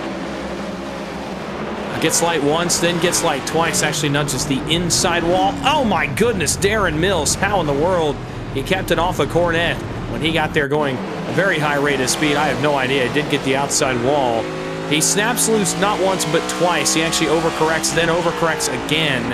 And look at Darren Mills. He has to sacrifice the right front. But boy, that could have been so much worse. That could have been a night ender for both of those race cars. Big time at the caution for the top of Hanso's company replay. It's a pit party as a result for a majority of the field, but not for Coffey and Vincent. So this is going to put them in a very perilous spot, with a lot of the field electing to burn a set right here, with us turning so many laps that run. Tell you, a number of more cars, though, are going to stay out under this caution and not come to pit road than we saw, say, last time around with Cody Nagels and Aaron Matthews. This time, it's not quite a half and half split, but there are about eight to nine cars that have opted to stay on the racetrack, make it 8. Those 8, Coffey, Vincent, Nagels again. So Cody Nagels for Red Line, at least he's consistent with the strategy. He'll stay out in an area 3rd. Brandon Fetter place, Blaine Wilson, Trevor Osborne, Nigel Christensen all stay out here. Kyle Holden does as well. He just got a lap back, I believe, in the 97. So he'll stay out for now. We'll see if he comes down this time around. Meanwhile, as he races off pit road there, Rogers ahead with the lead, though. Rogers amongst the first drivers to come out on here. It's a good time to be able to bring up one of the drivers to profile here this evening. Get ready for the restart situation. Each week we've been trying to feature one of the competitors across the field, especially when it comes to this series. It's been a rough night for our off-axis paint driver profile tonight. Barry Sanders, league owner and Team Aero owner, at age 41 has won 3 times the series. The Paper Cup of Martinsville, at Kansas, and at the Chicago Street Course. That one was memorable last year. The Kentucky native has experience with collegiate basketball and is also one of those who grew up originally as a Dale Earnhardt Sr. fan. Now it's a Chase Elliott fan in terms of his racing side of things. Also cheers on Oscar Piastri as you can see the inspiration for Aero with McLaren. He's looking to try and get the car going here and has followed racing in particular since the 1990s. He's been around a long time after all, enjoying racing at its finest. And no surprise that the boss man, as we get a picture there, and man, what an iconic shot that is. Again, the Dale Senior fan, Rockingham 1991. How about that shot, by the way? Getting to watch one of, I would say, the greatest to ever do it in Dale Earnhardt Sr. You know, so for Barry Sanders, it makes sense, honestly, that he would like a place like Bristol, and that he's won here, or rather one at Martinsville. It makes sense. He would like the short tracks, you know, in terms of a guy who used to root for the Intimidator. It's going to be a rough rest of the night, potentially for the 88, but the Van Louis Stickers restart zone has a lot of interesting conversations. Inside didn't go, outside did. Coffey and Fetter place now 1 and 2. Amongst those who stayed out with different strategies, Swarnoff, Nagels, Wilson, and Christensen are all mixed in with the fresh tires. You better buckle up because it's about to be a rough ride here in Tennessee. Well, what this does is it brings Alex Murray right back to Sean Rogers, although Murray's having a bit of a problem getting fired off here, trying to get around a couple of the cars that stayed out. As Rogers got a lot better start, a lot better luck with some of the traffic that he caught. He's up to 4th, challenging to the outside of Fetter place. That would be for 3rd. And he's all the way trying to work on the fast pass line, get back to the lead. Murray to the inside of Nagels, further back, that's for 6th. As those two cars continue to battle around the guys that decided to stay out.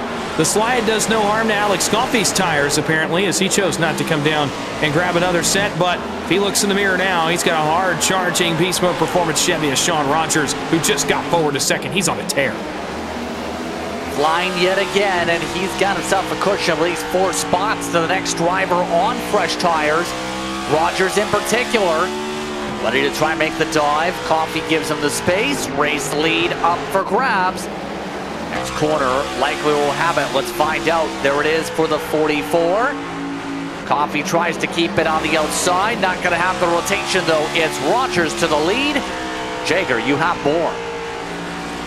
Yeah, so Sean was saying that the reason he was able to get up to the lead was mainly just due to the fact that we got such a long green flag run. So I'm guessing that his setup, at least, can't speak for other BMP cars, but at least his setup is going to be more of a long run focused setup here. So it definitely will be interesting to see what happens, say we get a overtime, or even if we have a late caution that, you know, maybe is a 5-10 lap run. It's going to be interesting to keep an eye on absolutely here. Thank you very much here, Jager. And it leads to the discussion point. Obviously, it's the type of conversation where Yes, you want to be great on the short run, Dawson, in case it's caution precaution. At the same time, though, you need a car ready in case you get a long run, like we just put 57 laps on the tire sets previous. Well, that's where adjustments prove to be so, crucial in a race like Bristol, where right now, Sean Rogers does appear to have a car that gets better as the run goes on. Although he's not been bad on the short run, I would say. He's been pretty sporty on the short run, especially when he gets a new set of Goodyear Eagles on that race car. But that car gets better and better as the run goes compared to the rest of the field. Now, what he can do is he could change some things on pit road, which could gear that car more towards a quick run at the end of a race. You have that luxury of making some adjustments on the pit lane with your pit crew and being able to gear yourself more towards a 10-lap dash, say, than a 100-lap run to the end. Now, this race, if this race continues on, the cautions, while they've continued to happen, have been a little bit less in terms of the frequency of them. So I think that benefits Sean Rogers. And then stage 3, we could get into a long run. That's what he wants to see. Alex Murray on the attack on Coffey, by the way, on your screen. That's for second. Coffey, the second guy on new tires. He now will be mano-a-mano with Sean Rogers, but he's got a heck of a gap to make up. 2.6, 2.7 seconds precisely to pick up. That's already a difference of at least a corner and a half, nearly the full 2 corners. Right now, Murray having to find a way to pick up speed, and this drive by actually lost a tenth or 2 as a result on the distance. So a lot of the air cars, though, are getting a little bit squirrely behind him because you have Cox back there, you have Hochschild also in there, Owens in the main pack, you have also a secondary pack as well formed up. Here's Fenner Place, looking to form up next on a thought on what he wants to do next on this car. And again, no surprise, the guys that have cars that get better as the run goes on. Sean Rogers is one of them, but Brandon Fetterplace is another guy, and we saw this time and time again, not only this year but last year, a guy that as the run goes on, that car tends to get better. It's getting better as this race goes on as well. Fired off well, started in the 10th position, but the caution flag's out now, so we'll have to hold that thought. Greg Carr, Jim Treat, potentially others involved in this one. And it's a stack up the back straightaway. Jim Treat amongst those, as you said, in it. You can see the wide eyes of Jim Treat in terms of his surprise here. Let's take a look at your top it off Hanso's Company replay. Thought it was originally Nick King who was going around on the front straightaway for a moment. Yeah, that was the 6 bouncing off the back of Wilson, and around goes Moore and a few more. More Carr, Jose Medina getting a piece of that as well in the 24.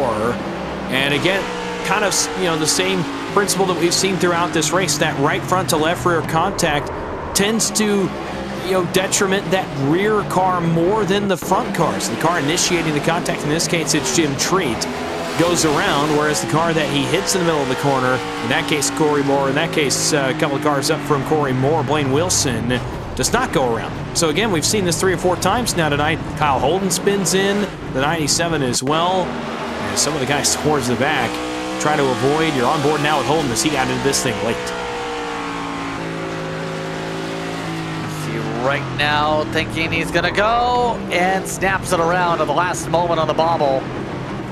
Levy avoided contact though, although he did cause a checkup effect for a few drivers to lock up their tires. It does put us back again under the yellow flag.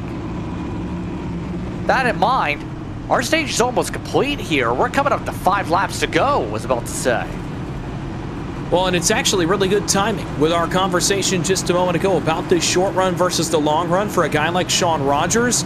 Well, now you have to get it done on the short run. This is going to be a very, very short run to the end of the stage for Rogers and other guys that have geared their cars more towards short run, or more towards long runs rather. Who does that benefit? That benefits the 22, the Dig Esports Camry of Alex Murray, who now will line up on the front row for the first time since the penalty. Indeed, Zach, I believe you have more of those standing by here as they've extended the caution.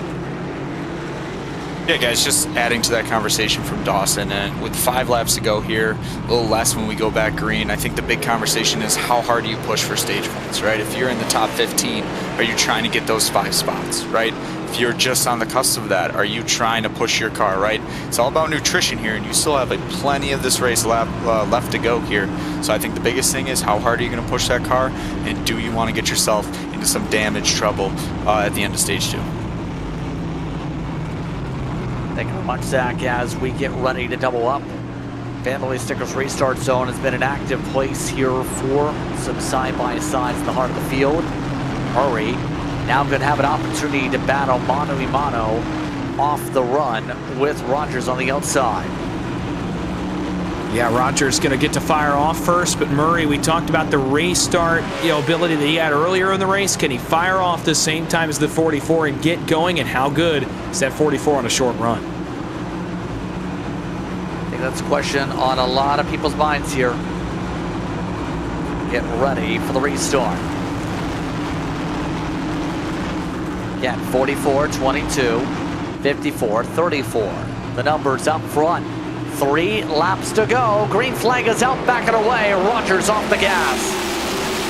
And looking like Murray did earlier in the early stages of the race. Although Murray, a big drive into turn 1. He's going to have a chance at him here late in this second stage. To the inside comes Alex Murray. Battle for the lead. Sliding up just a little bit. 2 to go in stage 2. Murray to the back bumper of Rogers. Will he be able to complete the pass, or will Rogers complete the stage win? Murray, how aggressive does he want to get on it? He tries to charge the inside. Coming up to 1 to go on the stage. This time through, a bit of a weeble, bit of a wobble as they make their way through, coming into the stretch. They continue to fight it on out with some more wobbles yet again. Murray tries to find his way there. Rogers keeps steady. Rogers over Murray. Better place in third spot. Cox, Coffey, Hawkshield along with Harper. Vincent, Matthews, and Owens were a part of the top 10 spots, but Owens did lose a couple right as the green-white checkered flag transitioned to yellow.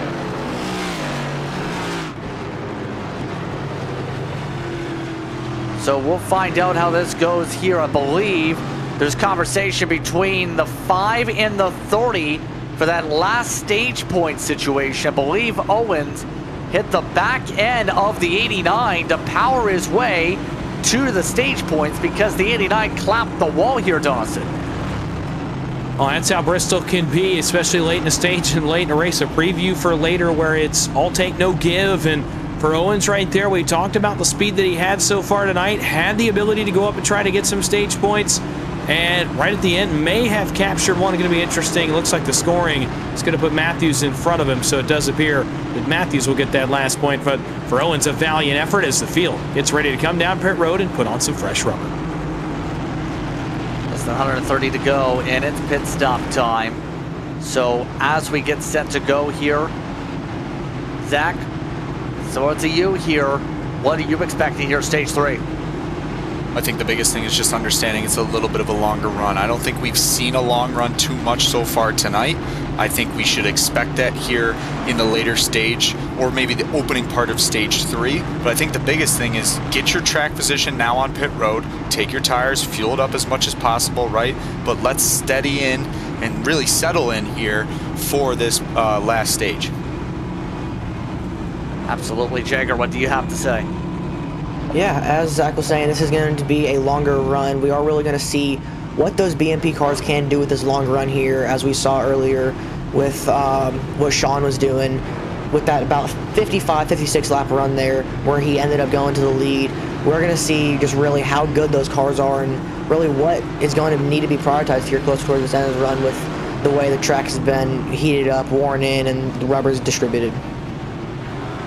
Murray just won the race off pit road here, and believe we're actually going to come up towards the 1 to green signal possibly. We'll make sure here. Chancer is no. With that in mind, as we'll pace for a few extra laps, take a quick step aside.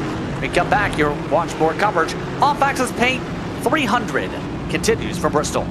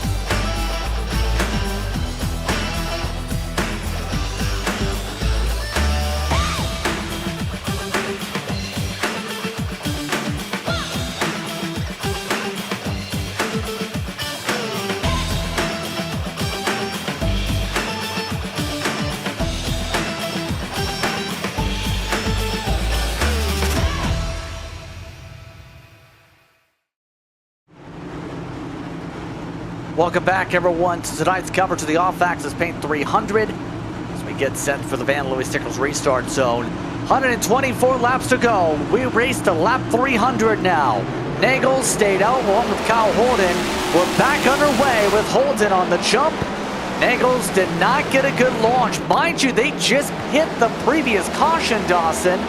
So this should be decent for Holden in particular.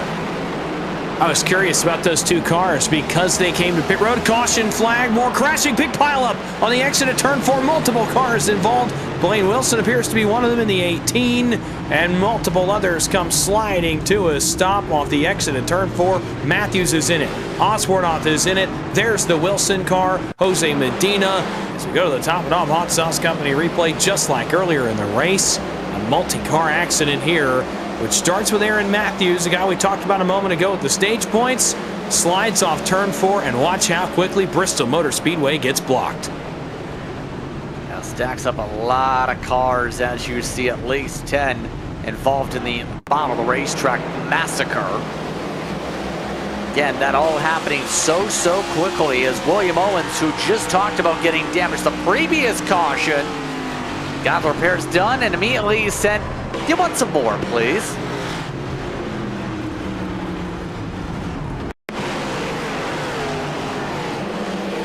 Everybody getting into a flood of cars. Brandon Bowie trying to do his best he can to get through everything. He's still running in 29th.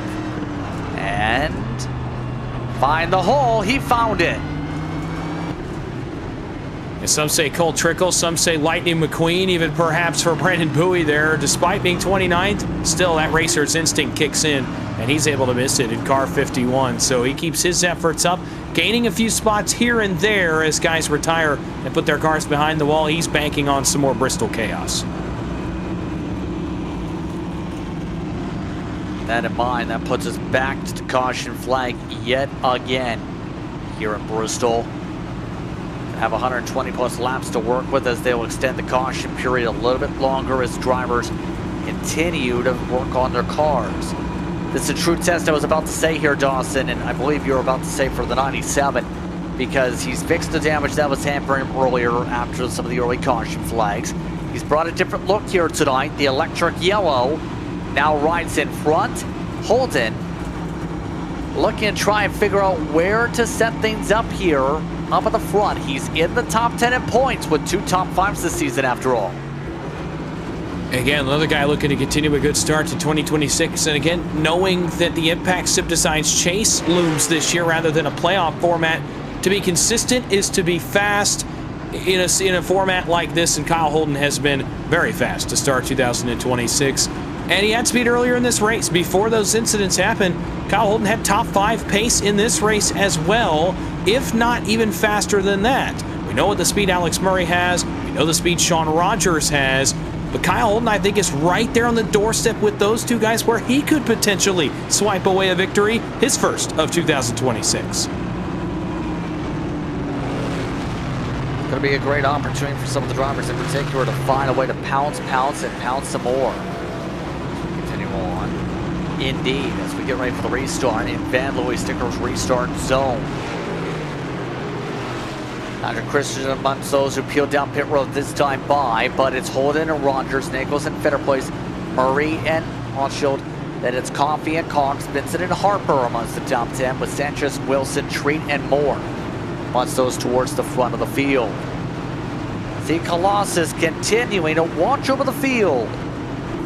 That gigantic Jumbotron will watch as they attack out of the restart zone. Holden on the jump. Has better place behind as we're backing away. And Cody Nagels, again, another tough start for him right there. And he got in the front of Alex Murray and Alex Coffey. Cox slides off too. Murray makes more contact there. It's bowling ball, or pinball rather, for Alex Coffey, or Alex Murray, and Alex Coffey for that matter, further back. And the caution flag comes right back out. Johnny Shane around trouble right at the front. Coffey's around. Cox is in it. More heavy hitters. The leaders involved again. Not again, Coffey again. It seems like this roll is unreal for Coffey. The caution was out at the time of his incident. I'm really curious here once we get to the Top It Off Hot Sauce Company replay. We're going to watch what happened up front. The caution, I think, is going to be thrown initially for the Johnny Shade machine. And it was actually Hochschild that got around Matt Coffey, so apologies for the poor call there. But regardless, Matt Cox has big damage in this. You remember he fixed damage earlier in the 32. He got it all fixed. He drove back to the front, and alas, it all ends the same way for Cox. He's in the wall again. Oh, man. A really tough break technically there for Matt Cox. Well, at the very least, some fans will say it was not 54. He was on the bottom and all that. Johnny Shade, again, was the reason for the caution flag. At the very back as, okay, I'm not sure where he was going.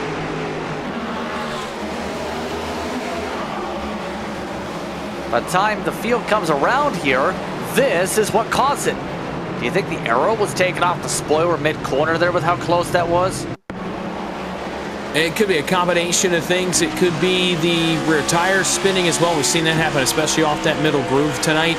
I almost wonder, and this is something I've seen a little bit of and experienced a little bit of myself, depending on, how you gear the brakes in these cars. When you start to get into the brakes when the caution comes out, sometimes it can pop that rear end around, and I almost wonder if for Hochschild there, is maybe his rear brakes caused him to get around there. As he jumped on the brakes trying to react to the caution flag, his car just snapped out of his hands, and it was game on from there.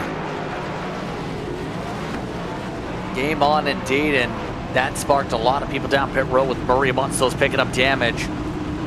That leaves us with only 11 on track that are on the lead lap right now. I feel like we're going to run out of cars at the rate things are going here, because a majority of your contenders have found at least one hit here tonight.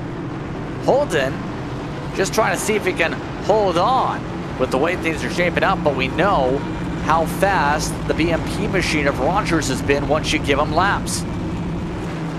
Well, sometimes all it takes is to hold on at Bristol. Sometimes the chaos takes over, and we've seen guys both on the iRacing side of things and the NASCAR side of things hang on for wins at Bristol before. I think back to even just this past Sunday 3 days ago, Ty Gibbs just hung on. Braved the last couple of restarts, stayed out front, even beat sticker tires, and just hung on despite a faster car on fresher tires being behind him. In this case, Holden the 97 stays out on the stage caution. Rogers on fresher rubber. Rogers arguably the faster car, but Holden just hanging on. Perhaps he can get the job done. Just as the 54 for Joe Gibbs Racing did back on Sunday. With that in mind here, Jagger, what do you have to say about our leader? Yeah, there's been a lot of drama here. Kyle Holden, it's going to be hopefully a good little Duke fight out between him and Sean here, because I've noticed at least that Kyle has kind of a more on the long run-ish car, in my opinion, too. So it definitely will be good to see what these two can do here. Both really good drivers, both really good long run sets. So see what they can do. So with that in mind here, we come to the restart. Coming up to 111 laps to go. Green flag is out, back on her way. Holden got the jump again. Now it's better place, trying to find his way about that. Rogers timed it up pretty well, but the drive-through 1 and 2 advantage. The Kyle Holden machine, Rogers maintained second over Feder Place. Timothy Harper, by the way, welcome back to the party in the 23 after his near spin earlier. He's back up to fourth. And Cody Nagle's doing a good job on this run, better than earlier runs on older tires. The 16 for Redline in the top 5 still on this, the next run of the race with just outside of 100 to go, although he is under attack here from Alex Coffey, Chris Vincent, and the returning Blaine Wilson to the front in the 18 machine as well. For now, the Redline machine of Nagle's doing well to hang on as Harper attacks Feder Place. That would be for third as Rogers goes by Holden, a huge drive off 4. He goes all the way to the point and clears Holden into 1. Holden just didn't have the grip, it looked like. With that bobble he had, the 97 shuffle back to second.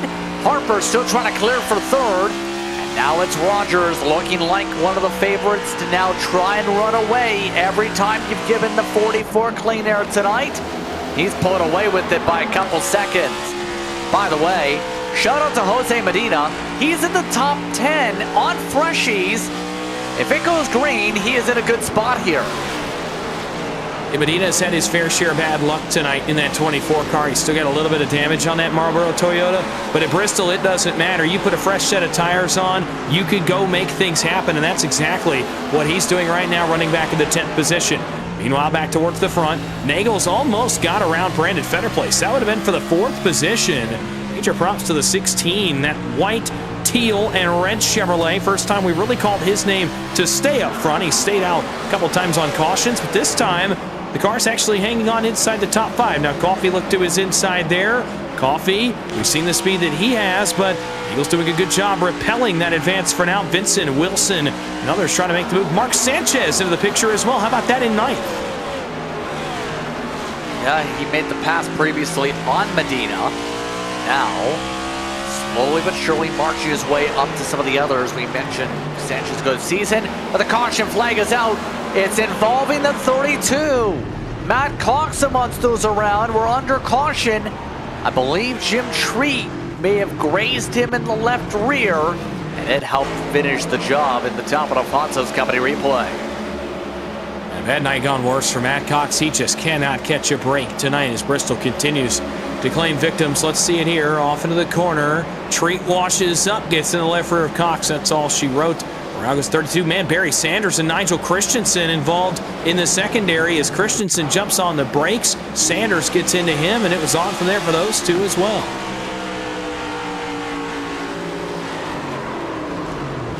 Right there.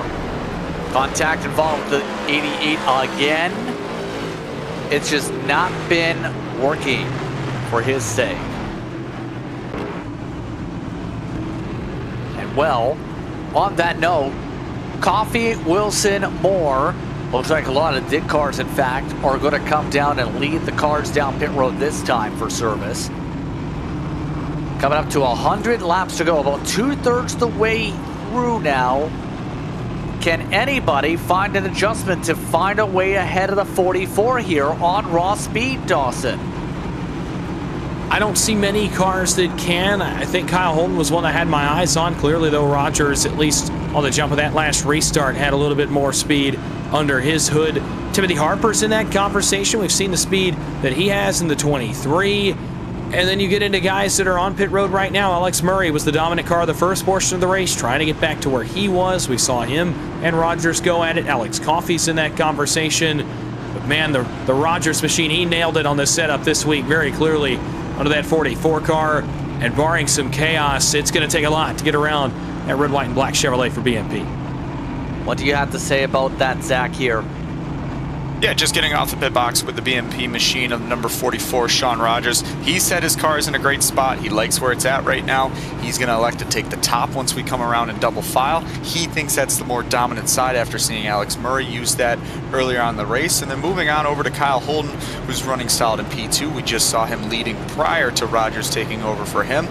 And for Kyle, he's really just trying to settle in with these tires. Overall, he's trying to do the Ty Gibbs method that we saw on Sunday in the Cup Series and hold on as long as he can with this set of tires and try to get a set on it towards the end of the pack and make another run for it. So we will see between these two cars how they line up, but we will see that 44 machine go high.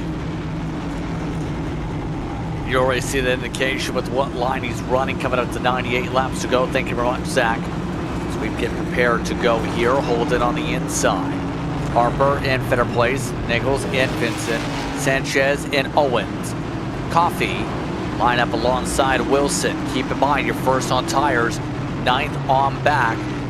Biggest mover is still Owens, by the way, on that check-in. 19 spots. That's despite several slides as of late here. He's been withstanding the pressure. Will do so again for Van Louis Sticker's restart zone time.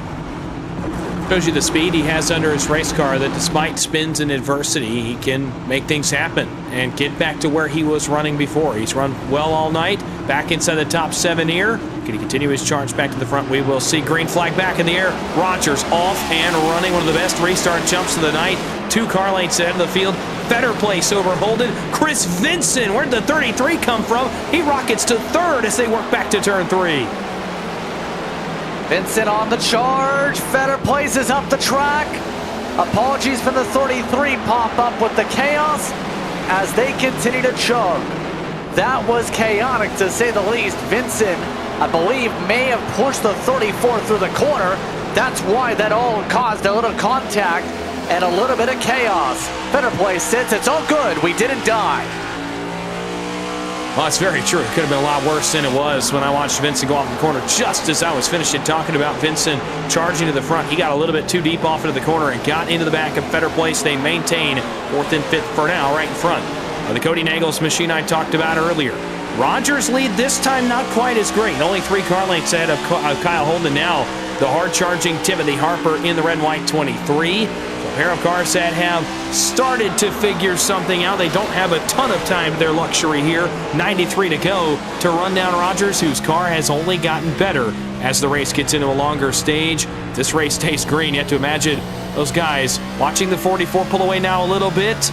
Got to be starting to get on edge about what adjustments they can make to catch up.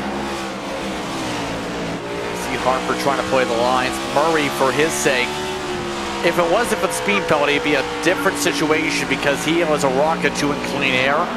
But since he's gotten into dirty air, it's gotten harder and harder. He keeps equalizing out around 3rd to 5th. Now seems to be boxed in with the traffic jam. Such is life at Bristol. When you get caught in traffic, it can take you laps on end to make something happen if guys continue to run too wide. And this 2-lane racetrack lends itself to exactly that problem where you can't go to the wall. We saw earlier he bit a little bit too much off the apple and almost crashed his 22 machine. He has to roll into the 2 middle lanes, and those lanes are clogged up in front of him, although he will make a pass here on Sanchez. That's for 10th. So slow and steady the game for Murray here, trying to get back to the front. He's got a little bit of time to do it, but the caution flag's out. It's multiple cars involved. Blaine Wilson's one of them, and Murray's one of them as well. So more stack ups as we have more people slamming into it. Darren Mills amongst those who flies into it. Some stunned voices on the radio as here come the leaders. Well, Murray is not happy, let's put it that way, as, well, Wilson lost it, locked it up, and then it's going to be okay, and then everybody else comes in. Darren Mills, 10 seconds after the caution. Oh, man, and you know, again, it's going to sound a little bit ridiculous when I say it, but there is that shade getting cast over the racetrack. You wonder if maybe that played a factor in it with how fast some things happen at Bristol. I know it's still very late for Mills and Nick King, who slides in as well just in front of him. That was a bigger hit, actually, to the 12 of King, who almost cleared a path for Darren Mills there. The guys involved in the front, though, again, that happened so fast. I just talked about Murray. He's involved more. Wilson, that's a lot of Dig eSports cameras. Yeah, this turned into a landmine of explosions here. And now, with that in mind, more chaos. Gallagher crashed well after the caution, didn't he, there? I'm curious what happened to the 11 for him to just go nose first in the wall. Pretty sure he just gassed it up, didn't he? Oh, man, yeah, and unfortunately, it's been that kind of night for Paul Gallimore, and he's already multiple laps down, and right there, it's certainly not going to help the case for getting that car repaired and trying to salvage something out of this race. Well, after that dazzling incident, we still have 85 to go coming up. And now, we'll be regrouping things. All you can say is, don't you love short track racing? Well, it's hard not to love short track racing and how crazy things get, and the amount of things you'll see at Bristol or Martinsville or wherever you may go that you'll say, man, you know, I think I've never really seen that before, come to think of it, and we've had several of those already tonight. Again, like you said, still 85 laps to go at the world's fastest half mile. I will say, Bristol's one of those types of tracks where wild things just can absolutely stack up. The biggest memory to mine is, it was with an Arrow Network at the time, RaceSpot actually. One of the first broadcasts with them, Truck Series race, 20 plus drivers. Incident coming out of 3 and 4 caused a spin there with some of the drivers. Every single person running was involved in the accident. That's how much that went on. It was a 2-lap crash. By the way, we do have an incident limit here. For those curious if we can keep on spinning, it's 17 for a drive-through. Somebody's going to hit this at this point. You would absolutely think so. So we'll have to keep an eye on who's got how many at this point as well, in terms of how many points are kept on each driver, including some of the leaders. We mentioned the heavy hitters being involved. We could see some of them incur penalties here. Yeah, this is just a stunning night for some of the drivers. It's going to be definitely something to watch for. Paul Gallimore, Corey Moore amongst those. Nigel Christensen already hit the incident limit, by the way. Just noticed he was disqualified already. Green flag is out. We're back underway. That's gutting for Christensen, who was having a good start to the season, 13th in points coming into tonight. That's not what the doctor ordered for him. So the doctor ordered for Sean Rogers, though. Another good race start. Coffee trouble. Vincent into the outside wall. He slid it. He makes the save, and everybody's going to be able to keep it out of him. For now, not so much. Wilson into the wall. King trying to avoid it. Carnage towards the tail of the field. Now a car spins. Moore, Treat, and Bowie involved as the bad night gets worse for the 51. Caution, flag is out again, and another stack up. At this point, car's gonna again run out of body parts. Top it up hot, so it's company replay. Let's take a look at this again.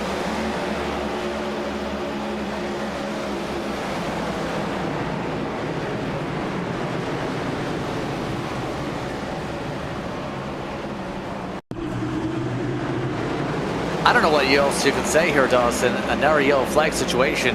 That really started with this. Yeah, there's not much to say because it's something we really haven't seen again tonight. And it was focused on Vincent. The first slide I saw was Vincent. He got in the marbles, which guys have gotten into tonight. Slides, gets the wall, slows up.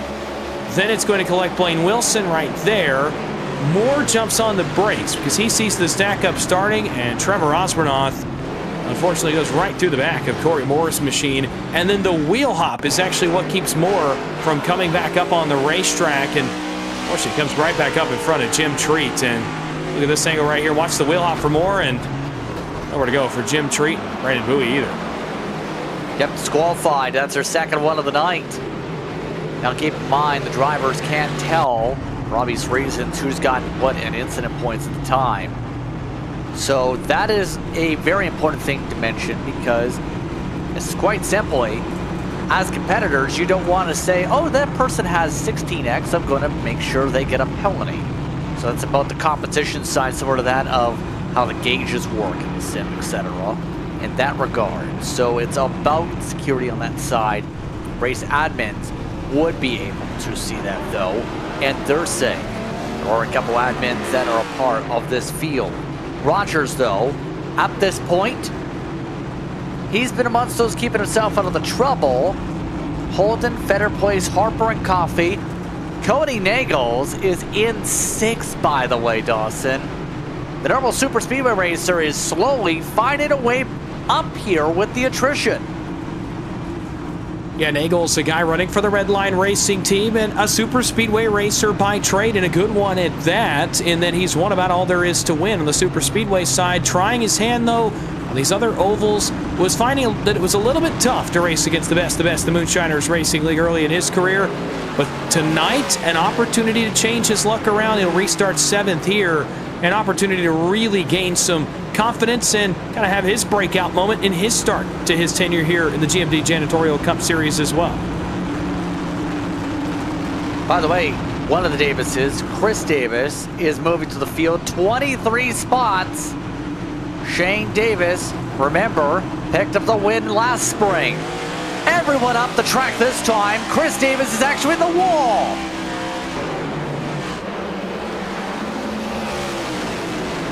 Right now, tempers are currently flaring on the radio. It's an absolute shouting match for some on pit road. Harper is trying to find a way to get himself to 2nd and tune it all out. This could get very interesting here with Timothy Harper. He's another one of the Dig eSports cars tonight that I thought had pretty good speed compared to the Sean Rogers machine. They've been pretty good about managing the tires as well. Also another car that can run basically anywhere he wants to. He clears Holden for 2nd. And game on now. At the front of the field, does Harper have anything for Rogers? We know that Holden may have had something, was not able to make the pass. Now it's Harper's turn. Davis up to 4th, Coffey up to 6th. A couple more cars on the move. Davis is in the popcorn seat potentially for what could become a 3-way battle for the lead, but it's not going to last long. Rogers starting to scoot away already, out by 4 car lengths. Harper not gaining much here. Yeah, slowly trying to figure out something to try and keep up the 44. Nagels, for his sake, just trying to experiment with the racing line. Seems to have to rotate a lot more center off to get the car to stick. Better plays for his sake. Ready to attack Coffey. Still 72 laps to go in this one. It's getting dark here. At the rate things are going, we might get nearly towards the lights here as the sun is really starting to draw some long shadows. Yeah, when the sun goes down in Bristol, the intensity goes up. The track temp will come down, but the temperature inside the cockpits of these race cars will only go sky high if the lights go on here at the last grade Coliseum over the next 70 or so laps. In fact, 70 even to go for Rogers this time around. They go by Corey Moore, put him another lap down. Harper is maintaining. He's been about 5 to 6 car lengths back. That's as close as he's able to get Kyle Holden, dropping off the back of him into the clutches of Davis. Then it's Coffey, who just got by better place, and now Cody Nagels is starting to draw a crowd for the 7th spot. Cox, Greg Carr, who we've not talked much about tonight, Mark Sanchez, the aforementioned William Owens, who we've mentioned a number of times, all trying to get the back bumper, that red line Chevrolet. At this point, drivers just talking about on the radio, just trying to make sure they find the limit of what they can do here. Nagels, for his sake, getting challenged by the BMP car of Cox. Again, watch the small difference right here.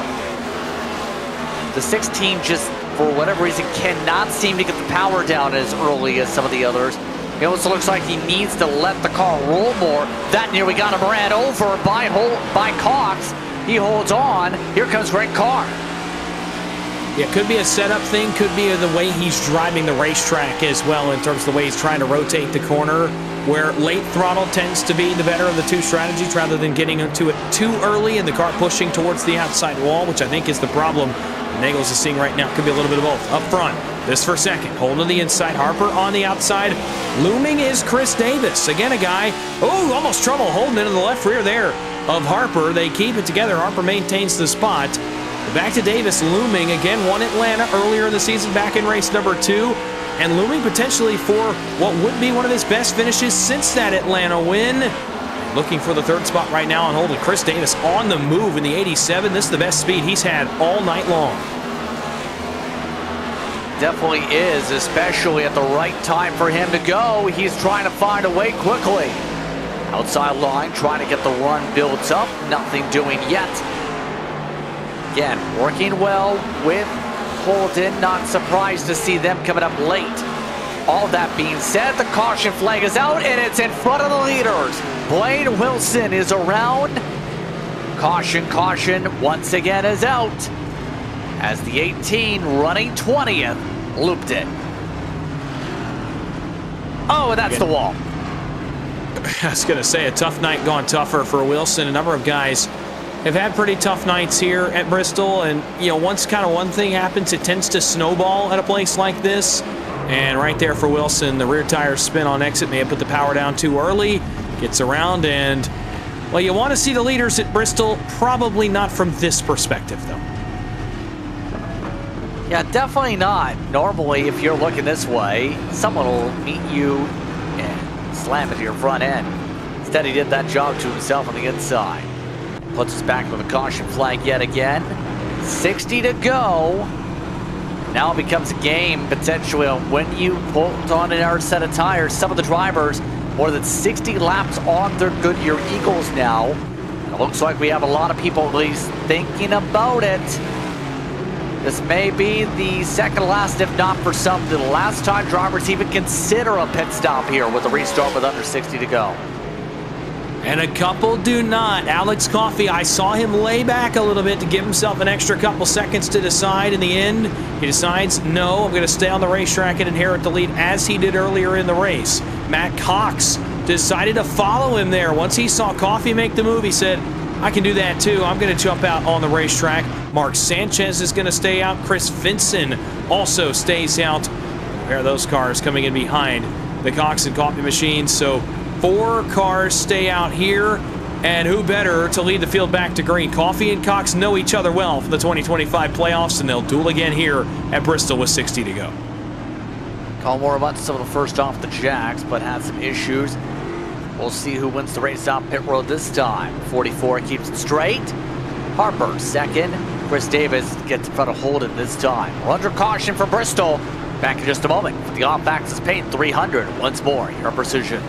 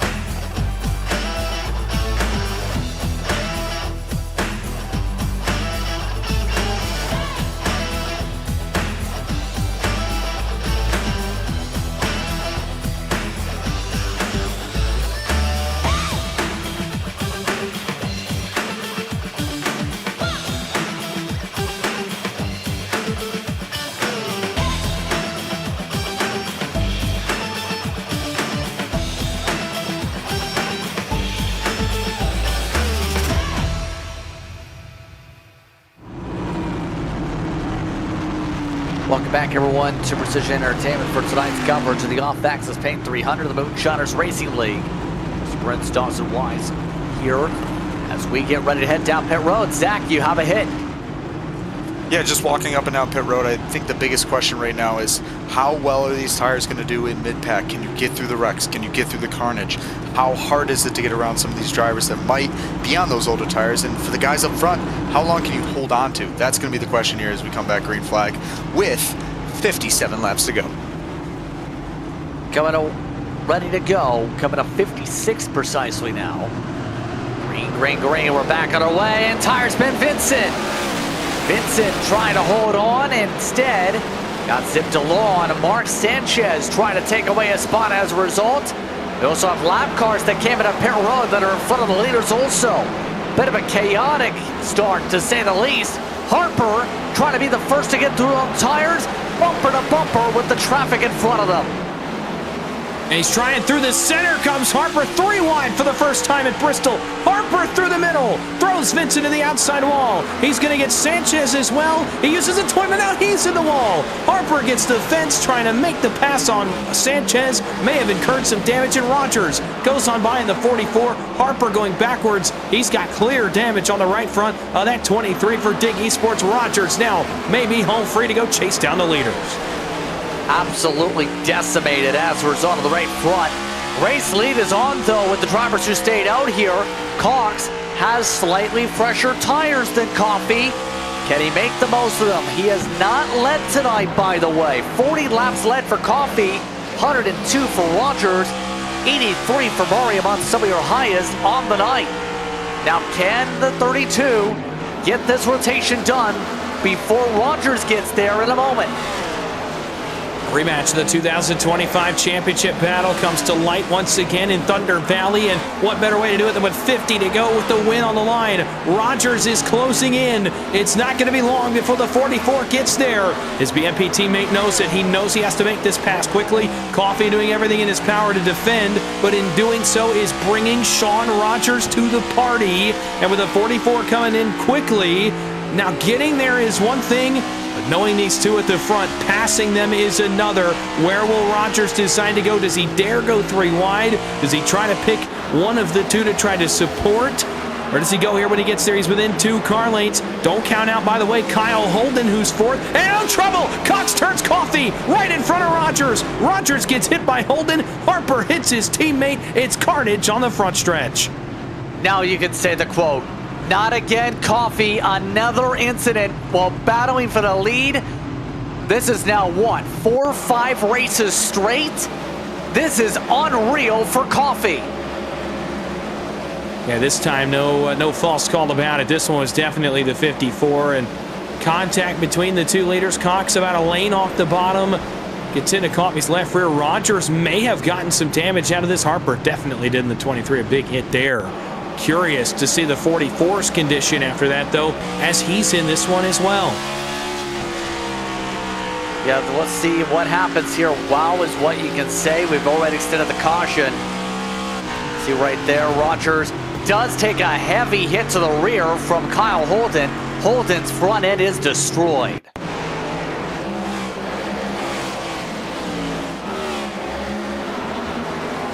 And all you can say to that end is you just do not want to be anywhere tonight unless you have your car wrapped in bubble wrap and maybe placed into a very secure spot.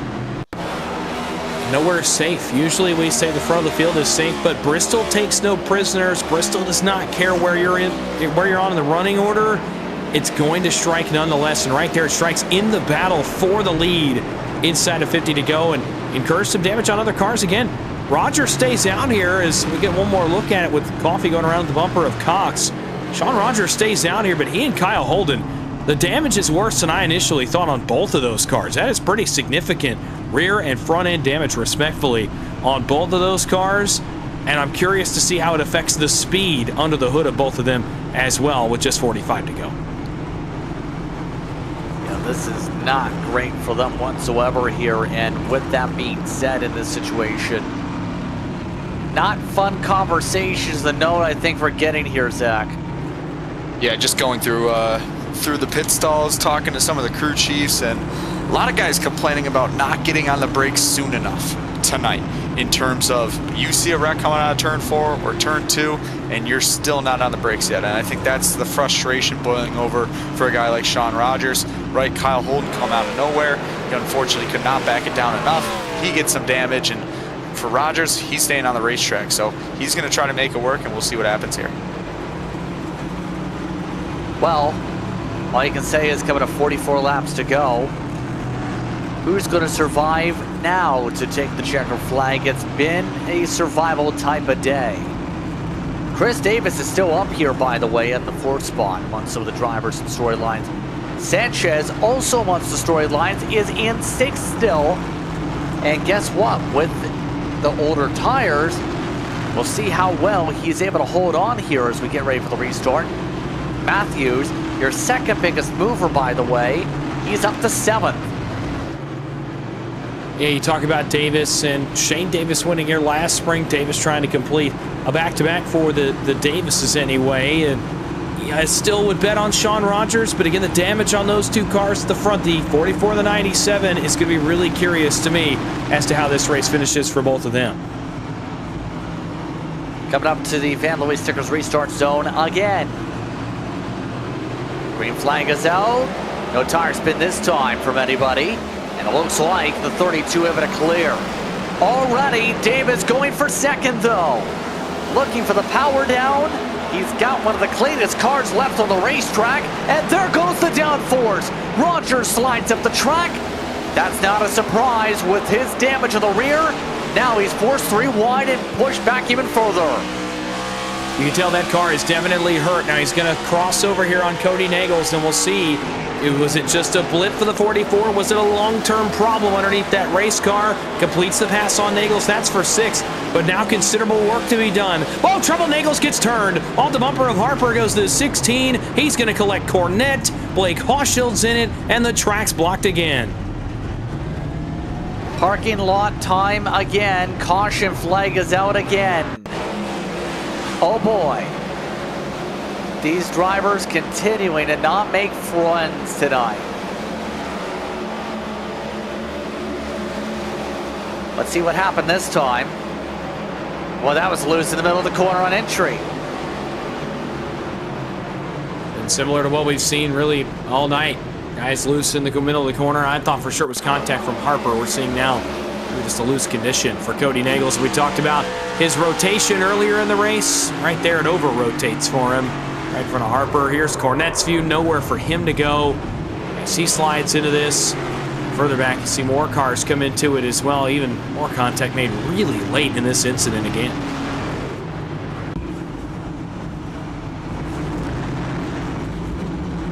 By the way, we have tied the caution total, 17, including stages now from the paperclip last time out.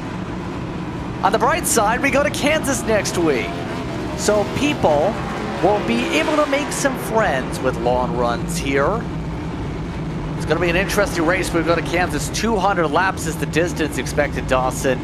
And back to 1.5 miles for the first time since mid-March. A return to normalcy for some guys that I think will be much appreciated after the carnage that's been the last 3 weeks between Martinsville now and Bristol tonight. So, for some guys now already looking forward to that Kansas race. For some, still business to be attended to tonight. Matt Cox continuing to lead, but Chris Davis has taken over second. Another challenger here for Cox as Davis moves up to the second spot. Notably, a couple cars coming to pit road. Timothy Harper had a little bit of involvement in that caution, so he'll hit pit road. So will the Mark Sanchez car, so he'll cede his spot, and then some guys towards the tail end of the top 15 and on back will cede their spots. That puts Rogers 5th, Kyle Holden 3rd, still holding on in damaged race cars, and quite frankly, the carnage of this race, I can't say I'm too terribly surprised those guys are able to keep up. Incident point check, by the way. We mentioned a few disqualifications that popped on through. No one else, I believe, has been added to the total yet. Give it a moment. How things are going, though. Launch Runner's going to get close to the incident limit now with 36 to go coming up. So right now, Muscles was having repairs this time. Harper and Sanchez amongst those down on pit road. Cox amongst those going to take the top here, but remember, these drivers behind from Aero looking to step up. Chris Davis looking to figure things out fast. Again, we mentioned Shane winning in the spring lap last year. You wonder if there were some pointers given to Chris here this year to potentially put him in a position to win. It took a while for him to get up here. We noted the slow kind of trail to get that car to where it is now, to where he's restarting on the front row here alongside Matt Cox with a chance to win. We noted how long it's taken for that car to really come to life, but it seriously has in the latter stages of this race. Now in the best position he's been in all day to potentially steal away a win. Matt Cox, we know the night he's had, I almost, and dare I say, for a guy like Matt Cox to steal a win, it takes quite a bit, but after the night he's had, I think you could say that for him as well. Coming up to Van Louis Sticker's restart zone. It's like a push up by Davis. Good launch this time, and we're wrecking in the back, and we're under caution. Front of the field got off well, back of the field did not. Let's do this again. It actually wasn't the front of the field. It was Darren Mills who restarted P6 that spun the tires in the restart zone and got around to the outside wall. And I'm a little bit surprised, I'll be honest with you, JP, that it took this long for this to happen. But the rear tires tend to spin on restarts in this next-gen car. And right there, Mills not able to get that car underneath him. Greg Carr, nothing he can do except get in the back of the two and try to drive through it. Barry Sanders, that was close. Same for Gallimore. It ends up only being a two-car incident. Greg Carr amongst those on the incident limit, by the way, with this is here's Barry. And still got a piece of it. It's a good job to lock it down, but it kind of solidifies his 9. I believe he picked up a 4X for the Grays. As that will bring us under the caution again. Zach, what do you have for us under this yellow? Yeah, just listening into the audio here and the radio from Dig, and a lot of complaining really about the lack of awareness from the rest of the field when there is a wreck in front of a majority of the pack, right? And I think the biggest thing is a lot of guys have a lot more damage than they would think they would have gotten due to some drivers joining in on the wrecks after the incident already. Alex Coffey, not a good report from him. He's got a broken axle sitting down on pit road right now for the 54 machine. Jagger, what do you have to add? Yeah, so just been going up and down these pit boxes, just seeing stuff. Like Zach was saying, a couple teams frustrated definitely with the fact that, we just have been a little bit more on the rowdy side tonight. We've been definitely rough with each other, been banging. It definitely has made this a lot interesting now, especially because, like I said earlier, you know, if it was going to be maybe a 5, 10, maybe even 20 lap, you know, little shootout at the end, especially with those cars that are on the longer side, what would happen. And it looks like it might end up playing out here if we continue up, you know, just banging on each other here, but only time will tell. Getting ready for the restart. Thank you very much, guys, as going our lap. Car has asked for an EOL. He's been given 3 of them. I don't think that was intentional, but Race Control was very eager to assist him with his request. But in all seriousness, though, I think right now it's going to be, what does Davis do to go after this 32? Because with all of these hits, he's been one of the few that's not been really involved in anything tonight in the GMD Janitorial car. Yeah, he's run a clean race, a smart race, and put himself in position to win. Now, in the way this race is going, he's got to fire off a little bit better than he has the last couple of race starts. He's got to try to time up Matt Cox a little bit better, because as the runs get shorter, you're going to have less time, and you put yourself in a 5-car length hole on a restart at Bristol, it's almost a death wish, especially as we get into, you know, getting that 5 to 10 lap range that, you know, these guys keep bringing up on our pit reporter side of things. In terms of a short run, if we get to that, Davis has to fire off better if he wants to beat Matt Cox tonight. Coming up to Van Looy Stickers restart zone time.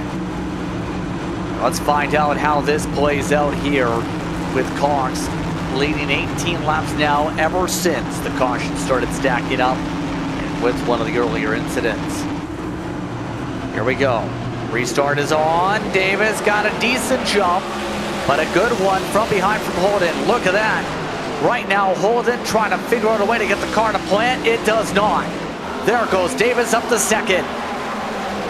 I said Davis had to fire off better than he did the last time. He did, but that time a wiggle in turns 3 and 4, and Holden takes advantage. Holden back to second. Better place, a big shot in the back bumper from Rogers. Another slide for Davis. He's way out of the groove this time as he comes back down crashing. One car in the outside wall. Davis got it big time there off turn 2 as almost more carnage back around Alex Coffey. Another shot in the wall, man.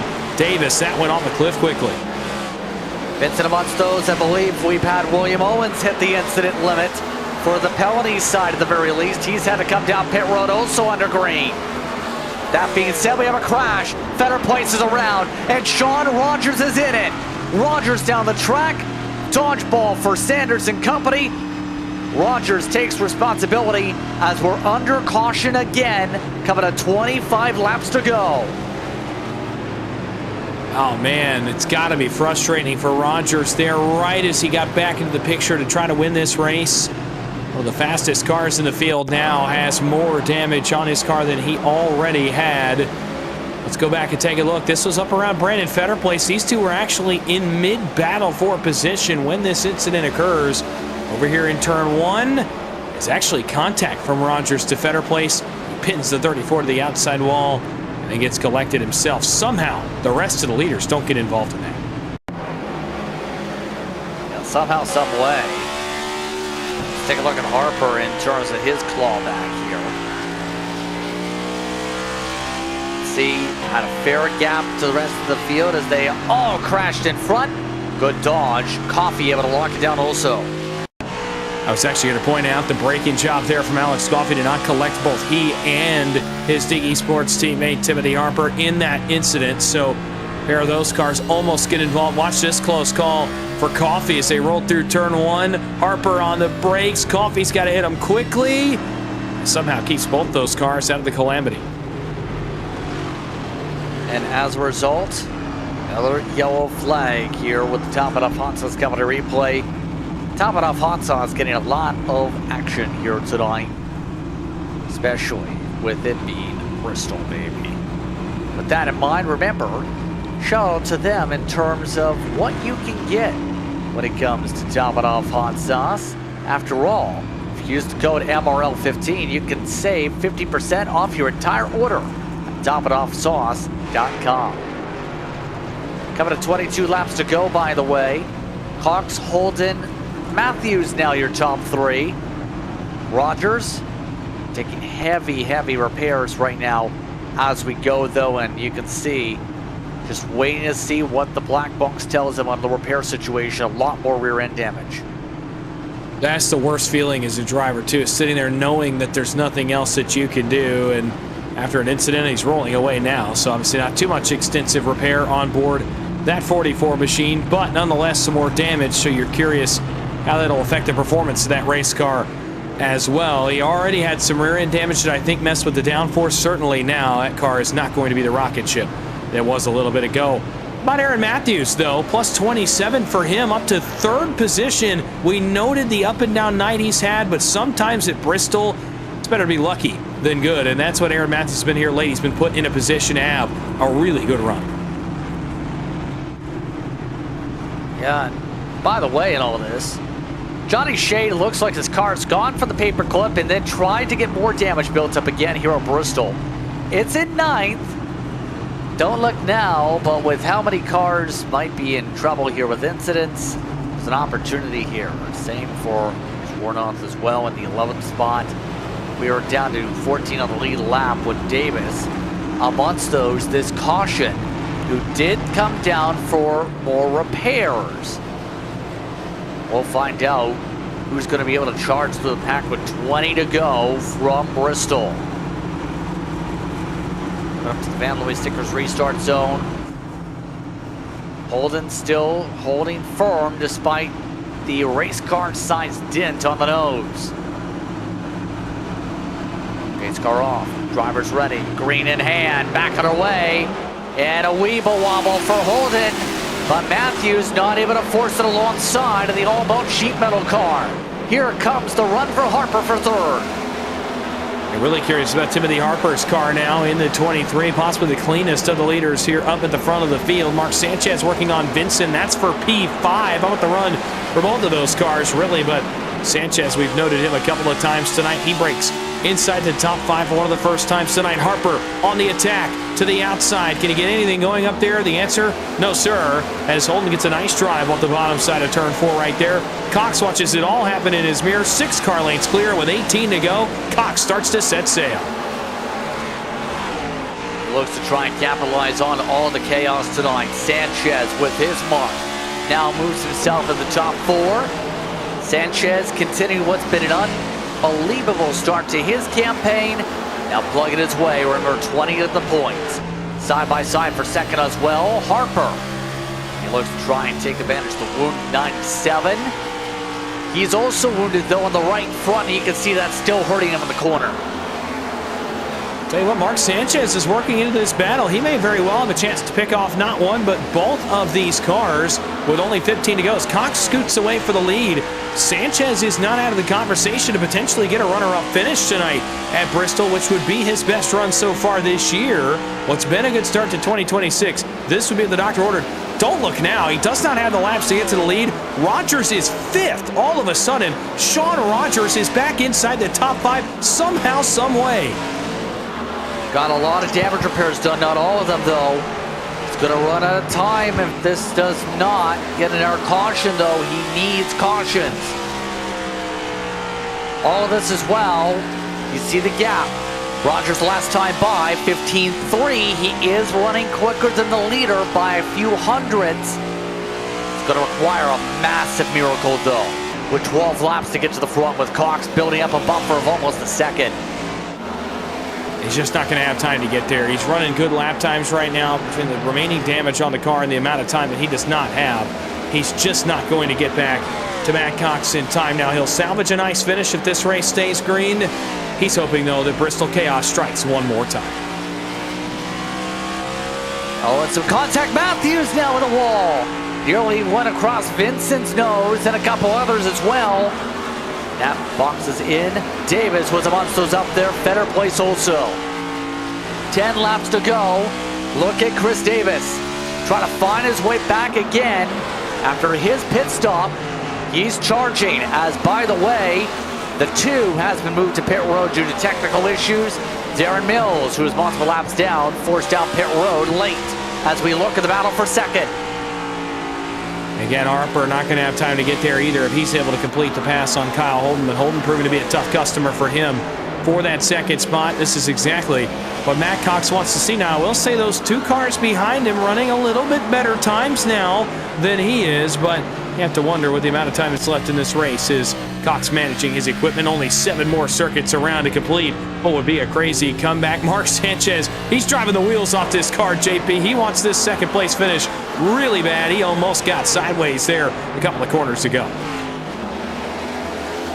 Yes, indeed. And now, at this point, things look to be in hand for Cox, coming to 5 laps to go. The gap more than a second.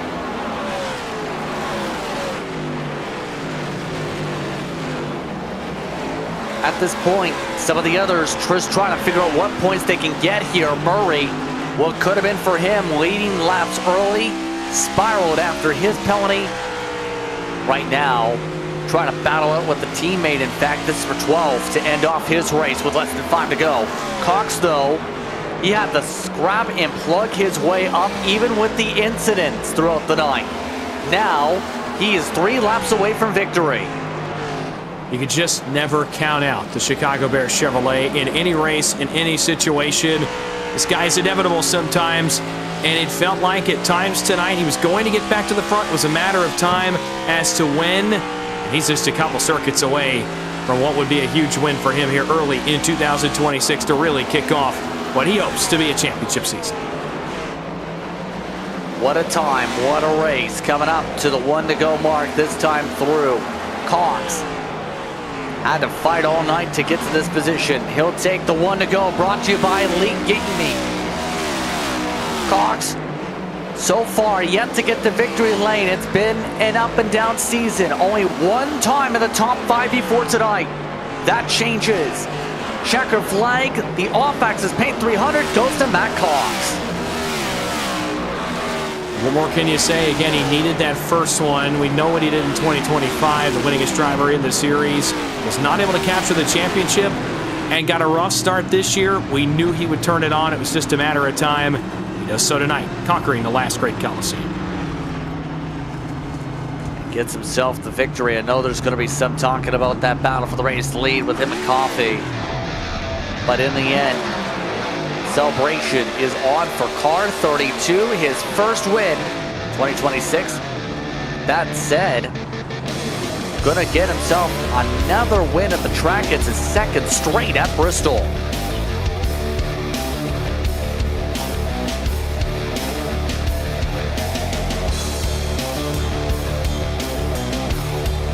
Gotta love how the clouds immediately hit the racetrack too, right after the finish, saying, okay, sunshine needs to go take a rest after this one.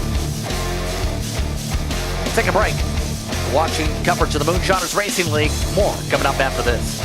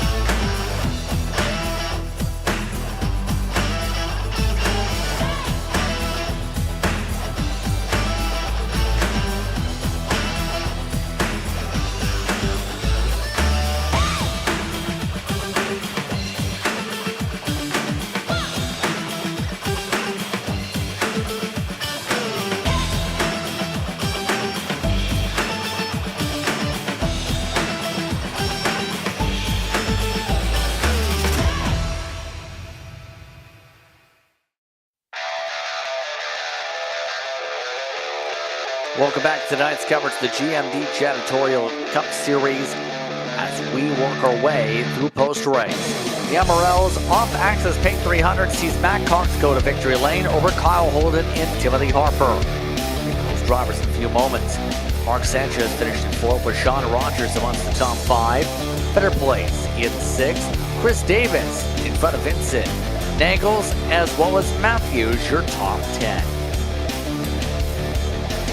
Getting back to the top 20, Jose Medina salvages 11th out of tonight in the 24. Johnny Shade in the 12th spot. Talked about what could have been. Alex Murray finishes 13th tonight.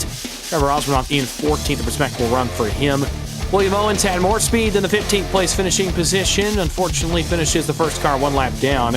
Greg Carr, Blaine Wilson both had eventful nights, to say the least. They go 16th and 17th. What could have been the story for Alex Coffey as well in the 18th spot, as is with Barry Sanders in 19th. It really is, as is with Blake Hochschild, he'll finish in 20th. Then it's Nick Kane in 21st with Corey Martin 22nd. Bowie wants those many laps down along with Mills.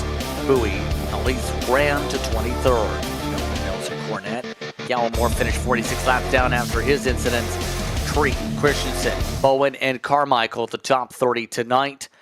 Amongst a very big field. A couple other cars were a part of your grid.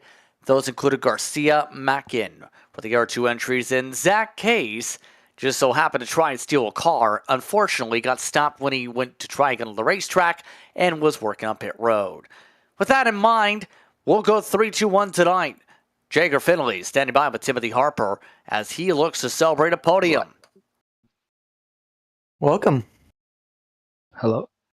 Hey, so you just got third here after, definitely a lot of chaos here. We had, I think, 19 cautions, correct me if I'm wrong there, but, definitely a lot of beating and banging, definitely something to be proud of here, especially getting a podium, especially finishing. Yeah, a lot of pacing. I just don't think I had the short run car. I think I had a long run car. Felt pretty good on one of the early long runs. I don't know if it was in the first or second stage, but it was pretty good when I was running second. Obviously with a little clean air with Sean Rogers out there in front. But other than that, I just feel like we needed longer runs to be able to really maximize the day. Yeah, definitely a lot of cars out there I noticed were set up for those longer runs, yourself included, as you just said.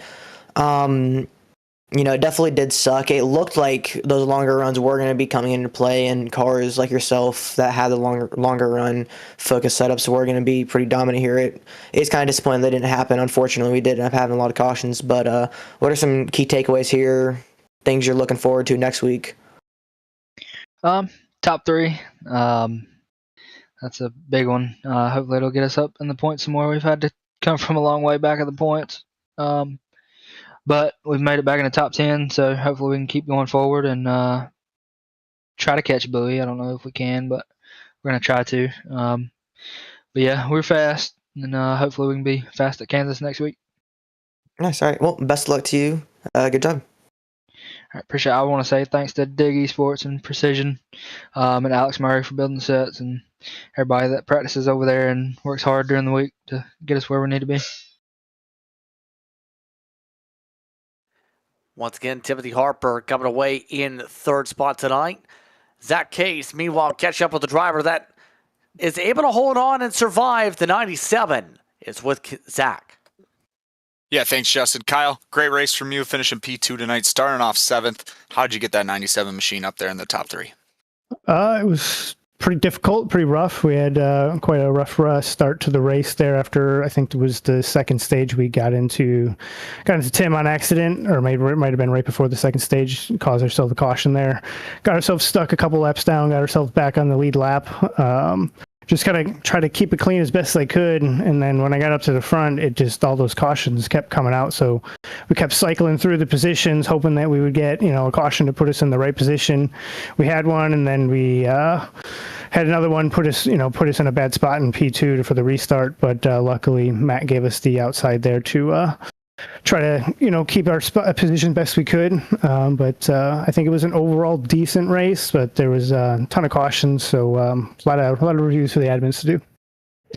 I mean, tell us really what was your prep heading into Bristol? Did you expect to have a lot of cautions? Did you expect to have some green flag runs? What was really your aspect there, and then what was the conversations like with the team?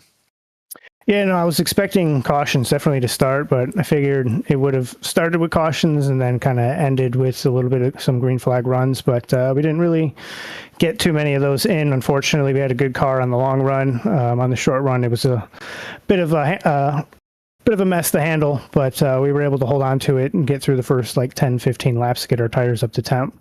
But yeah, we were looking for those green flag runs, and we just unfortunately didn't get too many of them. On the ones that we did, we were doing pretty good, but unfortunately, we just weren't able to come home with that. Yeah, now we leave Bristol. We head into Kansas next week. mile-and-a-half track. What's the package like? How do you expect the car to drive? How are you at Kansas, and what are you going to do to prep for that? Well, unfortunately, I will not be here next week, so I probably won't be any prep. I got a work outing that I have to attend to. But if I was going to be there, I would be trying to focus on my letting off point. These cars with the more horsepower, it just seems you have to let off early, from where you used to, with the downforce package and all that changing as well. So I would be trying to look for, the best line to save my tires, which is most likely going to be the bottom lane, which seems to be the key spot with this car. So just keep your tires safe, keep yourself clean. I don't expect too many cautions there. It's a pretty good track where you have all 3 lanes there usable, but expect some pretty good racing. Well, let me ask you then, how do you prepare for Talladega in 2 weeks when you get back on the schedule? That one, we put our foot down and pray that we make it through to the end. Anyone to thank tonight, Kyle? Huge shout out to Sim Rat Market for being on the car. Thanks for Cameron for sponsoring us. Huge shout out to the league, Barry, and all the admins for putting up with all of his hooligans. Huge shout out to you guys for up in the booth. You guys do an excellent job. And then huge shout out to all of the league sponsors. Well, thank you for the kind words, Kyle. P2 finish for the 97 machine. He'll be back for Talladega here in 2 weeks. Appreciate it. Once again, Kyle Holden coming away second, but Victory Designs Victory Lane tonight. For the first time this season, going the way of the 32. It's Matt Cox who gets his first win of the season, his second straight win at Bristol. Matt, first things first, how are you feeling about getting your first win of the season? Feels great to finally get a win. I feel like I've had awful luck and making wrong calls, getting taken out late in these things, and it feels good to get a win. But I feel like I hit just about everything out there tonight. So put an asterisk next to it, I guess. Well, on that note here, of course, let's talk to you about your positioning on how you got yourself up to the front, of course. There's a lot of conversation about the battle between you and some of the others, let's say, that way up the front of the field. I guess, I knew I had a really good car, so it was really just track position. And I felt like every time I got close to the front, I'd have something happen and, put myself back to the back. I had the incident there with Coffee. I couldn't really make out exactly what happened there for the lead, but I knew I was creeping up, trying to squeeze him up so I can get the run down the track. And I'm sure I just hit his left rear as he was trying to arc out and tried to save him, but I guess he got hit later on in that. So apologize to him for that. Definitely not what I was trying to do, but it is what it is. So let me ask you this: how much was the feeling of the car difficult, or rather, should I say, how would you describe in terms of how much of a handful these cars were tonight for those watching from the outside looking in? They made a change last year. I think it might have been it started in the fall race where they just took all of the grip out of the top lane. So you have no ability to run up near the wall. And that really hurt the racing here, I think, in my opinion. It just takes an option away. So it's the car, the horsepower and the downforce. You just got to be a little bit more careful. Not a huge change, but the track change they did last year and taking the grip out of the top, when you're following behind cars that are side by side, you have no option. You have to literally just sit and wait. There was a time where I had fresh tires and I was just riding around on the bottom behind somebody because I was getting freight trained up top and there was literally nothing I could do. And it's a helpless feeling. So if anything, it's made track position just incredibly important. Like I said, I feel like I had a really, really fast car tonight, but I had no opportunity to showcase it just because, working through traffic and trying to get back up to the front. And it's not easy to do. With that in mind here, anyone you want to give a shout out to for your first victory of the season? Always, the B&P boys, everybody who helps practice week in and week out. All the times we just sit in Discord and bullshit. It's really the only reason I get on this thing, just to hang out with the boys. And thanks to the broadcast crew, of course. Every week's really fun to watch back. Thanks to all the viewers who are watching.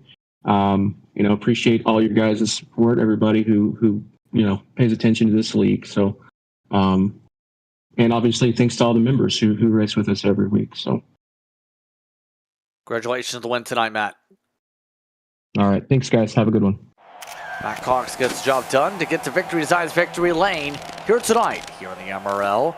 We apologize for the language used by Matt Cox there in that last question and answer.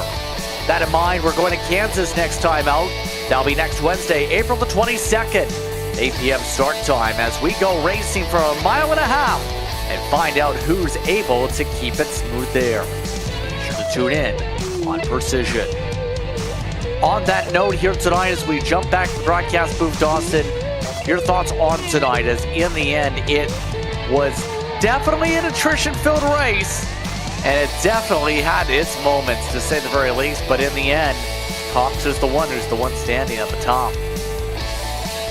Yeah, and to start there, I think that's the perfect encapsulation of this race, really in a microcosm of it, in that Matt Cox was able to overcome adversity. There was so much chaos tonight that a guy that got in 3 crashes in the first 200 laps was able to lead most of the last 100 and go to victory lane and win the race. I think that's just a perfect encapsulation, not only of this race, but of Bristol, where, yes, you can get caught in chaos, and yes, really everyone's going to find the wall or going to find another car at some point in the race. At the end of the day, sometimes, again, you get put in a position where you can go win a race.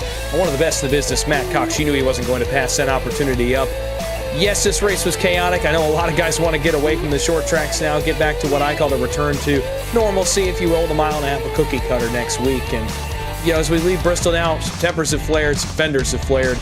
But now we're into the meat of the season, and after a couple of wildcard races, certainly a shakeup in the points coming. Biggest one being Matt Cox is off and running in 2026. We knew it would happen eventually. He was not going to go quietly this year, and he gets it done tonight in Bristol and kicks off what could be a great run for him. And Brandon Bowie, on that note, having a rough start to this race, still finishes in 23rd. That points lead going to take a little bit of a hit after tonight. But on that note, it's just about time to say goodnight for tonight's coverage as we get ready to go to Kansas City, Kansas, next time out. There's a lot of people to thank here once again tonight here for Precision Entertainment. Dawson Wise, our co-announcer. Again, Whiplash Sim Cams for the cameras provided. Ryan Fowler as our producer. Our pit reporters, Zach Case and Jager Finley. Social media, Axel Smith. On that note, I'm Justin Prince saying thank you for tuning in for tonight's coverage of the Off-Axis Paint 300, where Matt Cox is the one who survives the chaos and gets to go to victory lane. Congratulations to Matt. He's your winner. Good night from Bristol.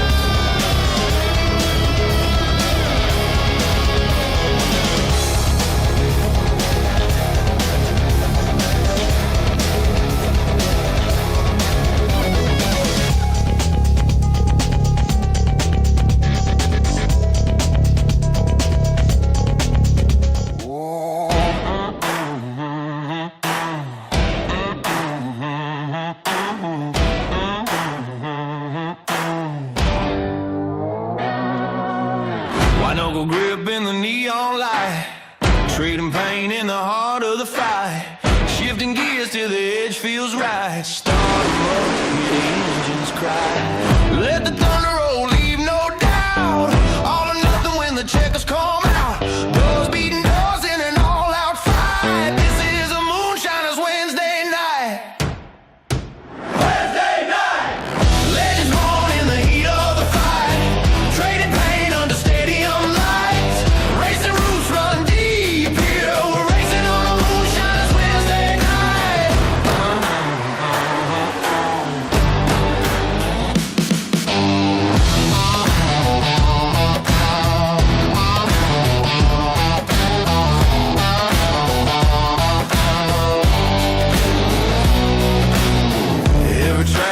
story to tell. Every wall has been one driver's hell. Back in the saddle we go. Ring the bell like a moonshiner. We're riding on rails. Checkers all records. Send it in, set sail. Legends born in the heat of the fight.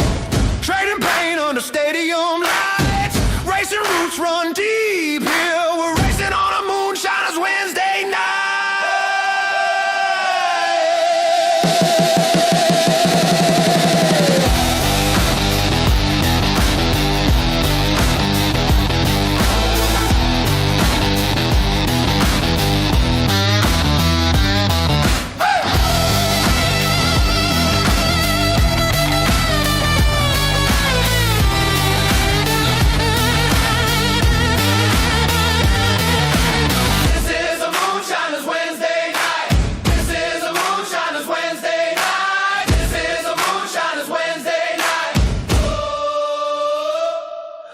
This is a Moonshiners Wednesday night.